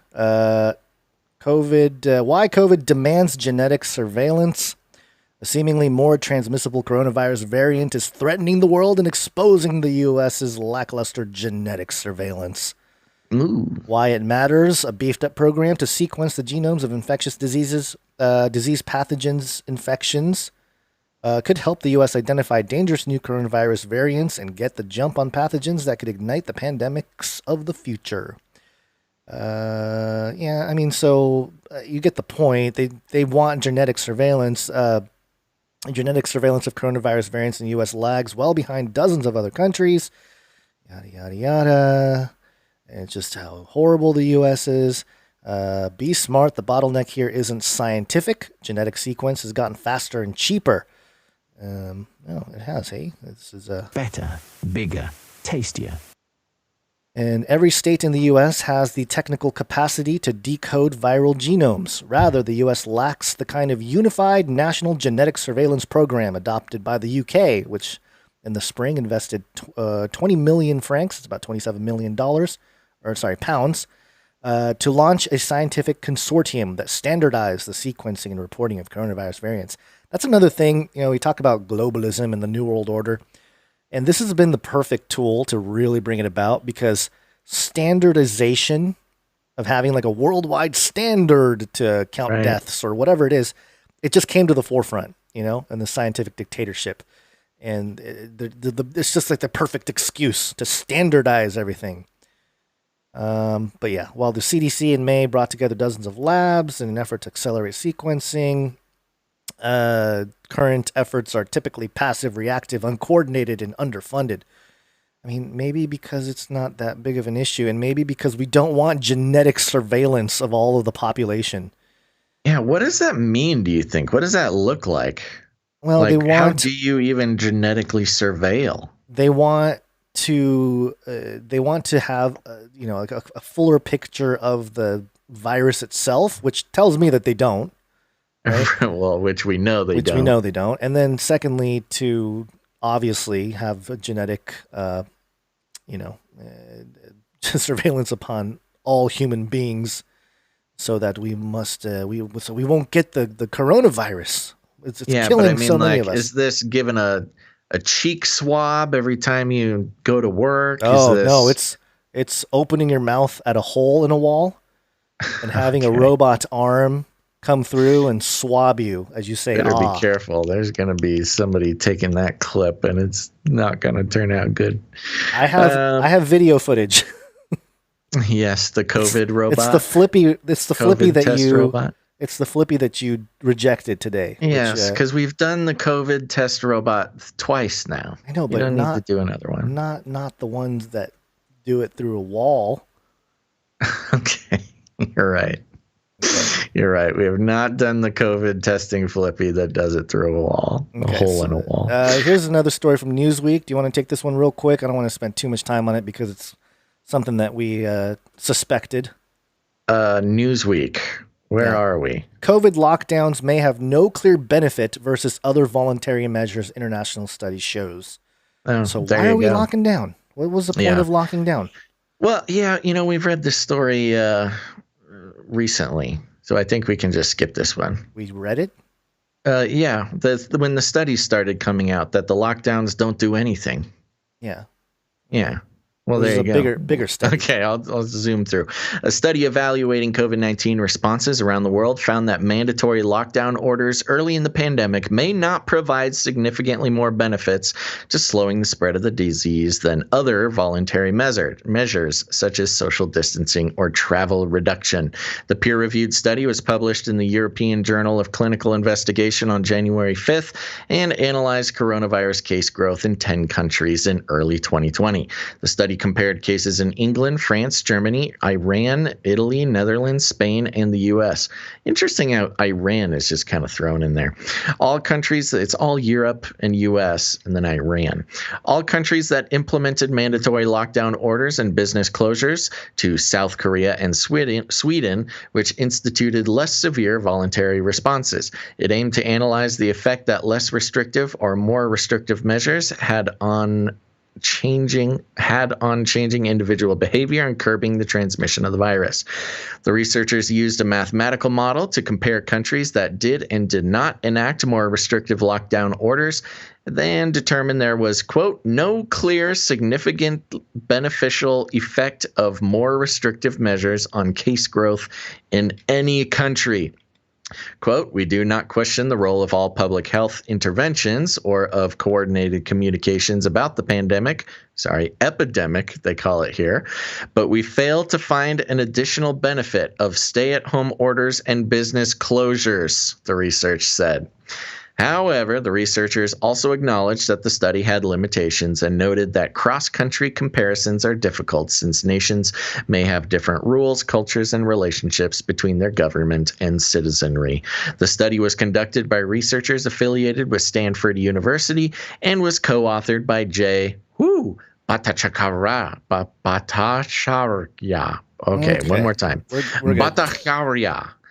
Professor of medicine and economics who has been a vocal opponent of coronavirus lockdowns since March. So, I mean, it's just, it's bothersome that they're publishing this stuff now. And ironically, the whole article ends with Biden, saying the quote of Biden, I'm not going to shut down the economy. I'm going to shut down the virus. And just making it seem like, Shut Biden. Down, but Joe. the timing of it all, like Biden's about to take office, so now we can publish these stories. All those lockdowns that Trump did were bad, and now Biden won't lock down. That's good. Even though everybody was saying Trump's not listening to the science. Yeah, lockdown the science. History won't show. Just listen to the authorities. Now is the time to do what you're told. And maybe doing what we're told is walking around in ridiculous-looking helmets.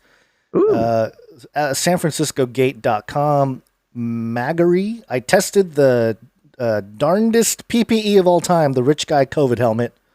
And there's a picture of a guy in what looks like literally like a spaceman helmet. I was looking at this the other day, and I was wanting to buy one, but they are so expensive. How much are they? They're like $300. Oh, yikes. Yeah, I thought it would be funny. Like, it seems like a funny joke to go out and wear this. Wanted to do it sort of sarcastically, but that's an expensive joke. If anybody wants to fund an expensive joke of mine, send me an email. I think it's better to walk around with the Mandalorian mask as an excuse. That would be better. But this is such a wonderful satire on just life. The paranoia, COVID paranoia. It's literally a space helmet with filters and fans and HEPA filters and a big glass dome. You feel like Buzz Lightyear. Yeah, flat Earth was true for these folks. There's a firmament around your head. Yeah, for those who are just listening to the podcast, I don't know how else to explain it. It's a Buzz Lightyear helmet, $300 Buzz Lightyear helmet. It's great. Yeah, well, it's stylish. Couple more disturbing stories here. Welcome to Chinese News. Speaking of the beast system, beast system. Did you ever have the feeling that you were being watched? This is the nextweb.com. Surveillance group exposes disturbing Huawei patent for AI-powered Uighur detection, or Uighur. Uighur? I don't know. Uighur. Yeah, we always debate about that. I think we decided on Uighur. Okay, Uighur detection. And in a couple paragraphs, a Huawei patent that mentions AI-powered identification of Uighur people and other ethnic groups has been discovered. The patent was exposed by video surveillance research group IPVM, the same organization that had previously spotted reference to an AI Uighur alarm on Huawei's website, as well as evidence that Alibaba had offered Uighur detection as a service. Oh my gosh. Uighur detection as a service. That for those who need an update. terrifying. Yeah, for those who need an update, Uyghurs are the Muslim minority in China who are persecuted, put into literal concentration camps. They shave their hair and sell it as wigs. They're basically a slave class in China. Horrible things happening to those people. Yeah, and Alibaba offering a Uyghur detection as a service would be like Amazon offering the Republican detection as a service or something like that. I mean, that's pretty much not equal, but not, you get the point. Not equal in the consequences as of yet, but I mean, they're practically doing something very, very similar. I wouldn't say the whatever. same. You can put any people group in there, and it's horrible. Yeah. So anyway, the AI being used by China is certainly not the most wholesome. And then one more story here that relates to China and NASA, two of our favorite groups of things. The Epoch Times. From the Epoch Times here, the headline reads, NASA researcher pleads guilty to concealing China ties. Oh no, and I'm behind a paywall, so that's all you get to know. Oh, I'll read it. A senior NASA scientist pleaded guilty on January 13th to lying about his ties to a Chinese-backed program designed to harvest talent from the West and transfer intellectual property to China, the Justice Department announced. Maya Pan, 66, joined NASA in 1996 and has been the chief scientist for exploration technology at NASA's Ames Research Center in California's Silicon Valley since 2006. He was charged with one count of making false statements and could face a maximum 5 years prison sentence and up to $250,000 fine if convicted, according to a Justice Department press release. The court hearing is scheduled for June 16th. Prosecutors said that Mayapan had participated in China's state-run 1,000 Talents Plan and held positions at universities in China, South Korea, and Japan without NASA's knowledge. The 1,000 Talents program had recruited thousands of experts globally since its inception in 2008, according to Chinese state media reports. And yada, yada, yada. But, my take on this. This is, I think this is propaganda. Hot take. Yeah, hot take. Propaganda to bring NASA back into the good light of the American skeptics.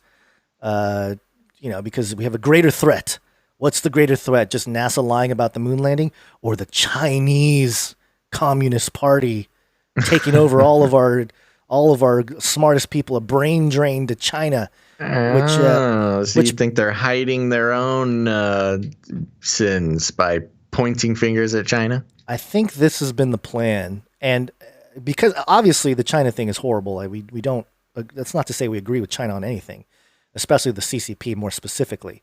But I don't know. This is like good PR for NASA. Like, oh, they're doing something American. They're an good American company.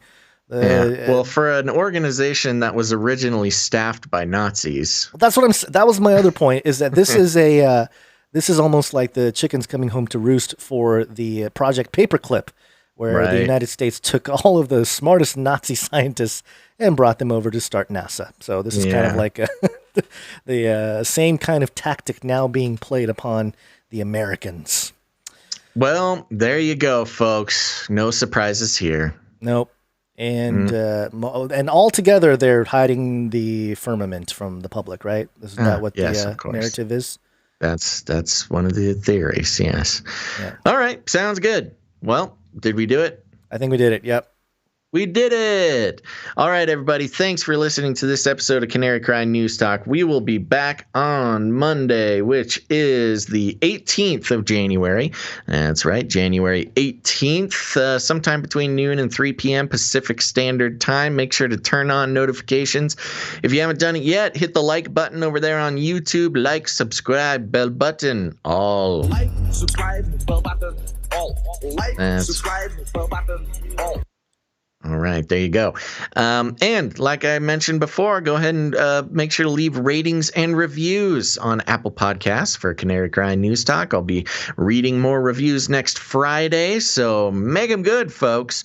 And remember, we'll be back on Monday the 18th, and we will need some producers. So if you've been considering becoming a producer of Canary Cry News Talk, now is a great time. So you can do that by heading over to patreon.com/CCNT or canarycryradio.com/support. canarycryradio.com/support. That's right. We invite you to join us in disconnecting our media from corporate money, and that's what we like to do here. It's time for all of us to take responsibility and stop letting mommy and daddy corporation to decide the value and the content of the media that we all partake in on a regular basis. So if that sounds like a mission that you can get on board with, thanks a lot. And also head over to canarycryradio.com/support. Now, there's other ways you can support the show. Send in your art or your music or your jingles. We'll be having the Canary Cry mixtape at the end of the show here. For all you musicians, we do play full songs. Whatever you create, make it related to Canary Cry News Talk or the subjects we cover, and we'll get you on the show. We appreciate that very much. You can send that all to canarycryradio@gmail.com. So thank you very much for that. Also, go ahead, and this is becoming an option less and less nowadays, but take an episode and share it on your social media. Thank you very much for those who do that. It helps new people find the show, and especially if they follow you or are your friends, that will help all the algorithms to advise them to take a listen to the show. Very helpful for us, but also very helpful for them. You never know. You may save a mind. I was going to say a life, but you may save a mind, especially in these confusing times. So there you go. And remember, y'all got friends and you got family who are starting to wake up to the fact that the world is not what it seems, and you should consider sharing the show with them as well. We take suggestions the best from our friends and our family who have our best interests in mind. So take an episode, share it with them. You can show them that we have what do we have? Timestamps on the YouTube video. So they don't have to listen to the whole thing. They can listen to topic by topic as well. Either way, if you need any more instructions, here's what you do. You walk right up to him, you grab him by the cage, and then you shake it. The end of the world occurred pretty much as we had predicted. I want to shake things up, stir up some controversy, rattle a few cages. Hey, stop that! You'll never silence me. I'm the last angry man, a crusader for the little guy. Leave the bird alone. Never. Rattle a few cages. Rattle a few cages. The human race will have every opportunity to improve. And if they don't? Ask Noah. That's right. Just ask Noah. All right, folks. Thanks so much. Gonzi, got any last words? The Billy Gates of hell will not prevail. Matthew 16. Matthew 16:18, except not the Billy part. Look it up. Look it up. Look it up. And remember, folks, head over to the Canary Cry merch birch. We've also got canarycry.community, which is our social media forum for those who are looking for alternatives to all the big tech data collection services. And remember, there's the Canary Cry meetup tomorrow on Zoom. Email producer Ciara for that. And get connected. There's also info on that on the art that will be at canarycrynewstalk.com, or you can find it on canarycry.community. Okay, there we go. Well, like I said, we'll be back on Monday, January 18th, sometime between noon and 3 p.m. Pacific Standard Time. Make sure to be there. But until then, think outside the cage.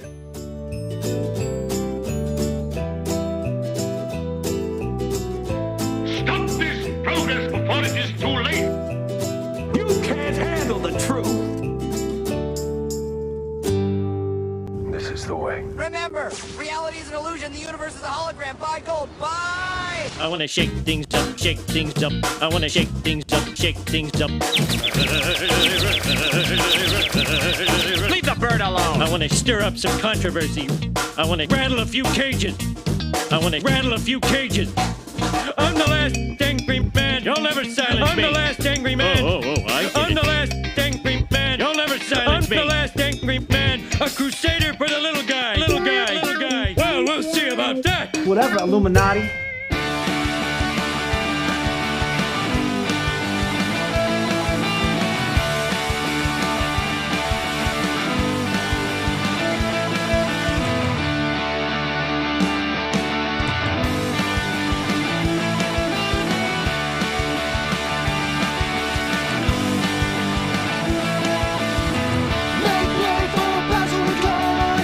As they expose Babylon, there's a line trying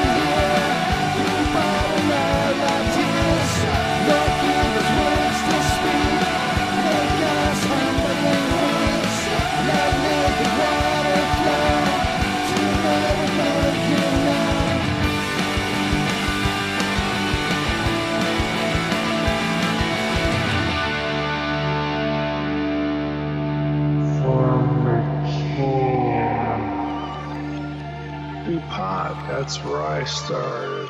Light up a huge blunt. A joint. Give everybody magic mushrooms. Smoke. The CIA, I mean, lots of intelligence agencies have tested secretly dosing communities. LSD. Psychoactive pills should be covertly administered.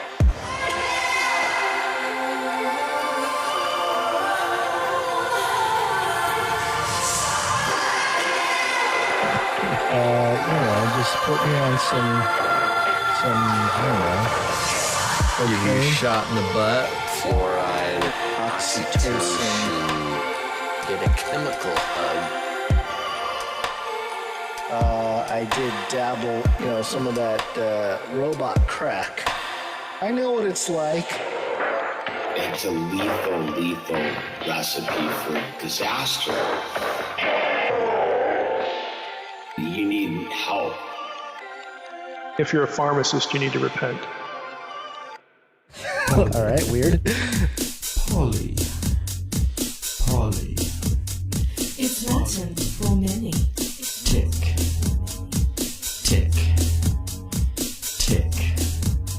They'll suck your blood. Politic.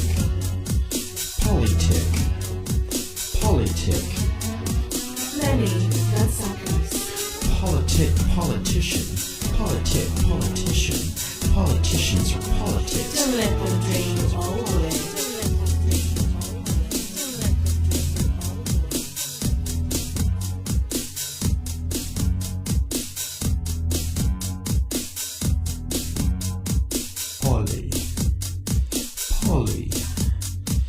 Poly. It's Latin for many. Tick.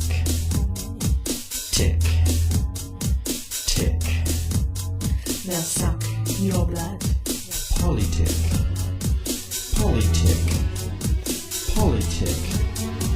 Many bloodsuckers. Politician. Politicians are politics. Don't let them drain you all the way. Don't let them drain you all the way.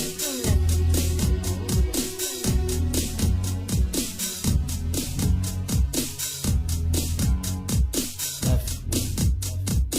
Right wing. Left wing. Right wing. Left wing. Right wing. Left wing. Right wing. Left wing. Right wing. Left wing. Right wing. Two wings, same bird. Two wings, same bird. Two wings, same bird. Two wings, same bird. Poly. It's Latin for many. Tick.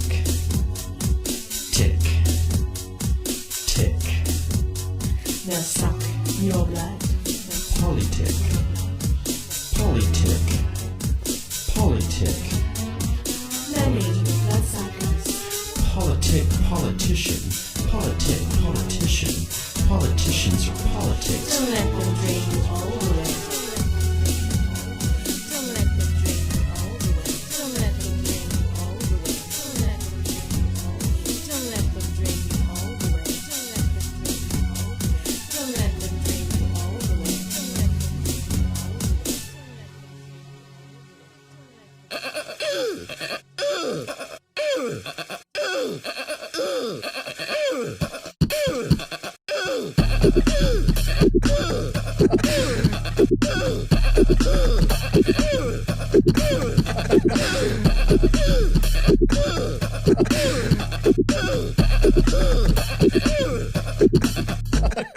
Fun fact, I believe it was another fun fact.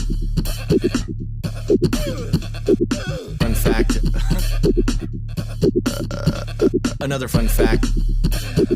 Brings me back to my Screamo days.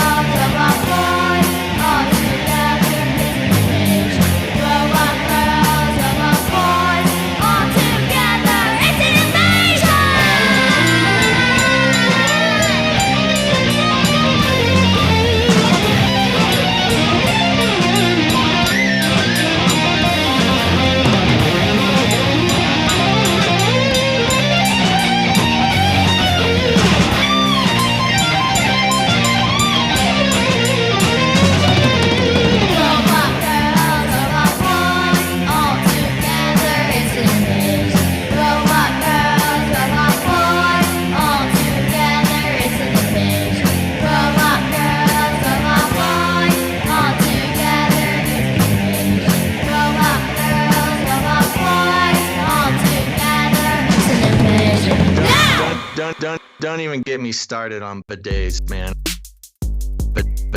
Bidets, man. Bidets, man. I'm telling you, you were living the life, man. Bidets, man. It's a bidet. Don't get me started.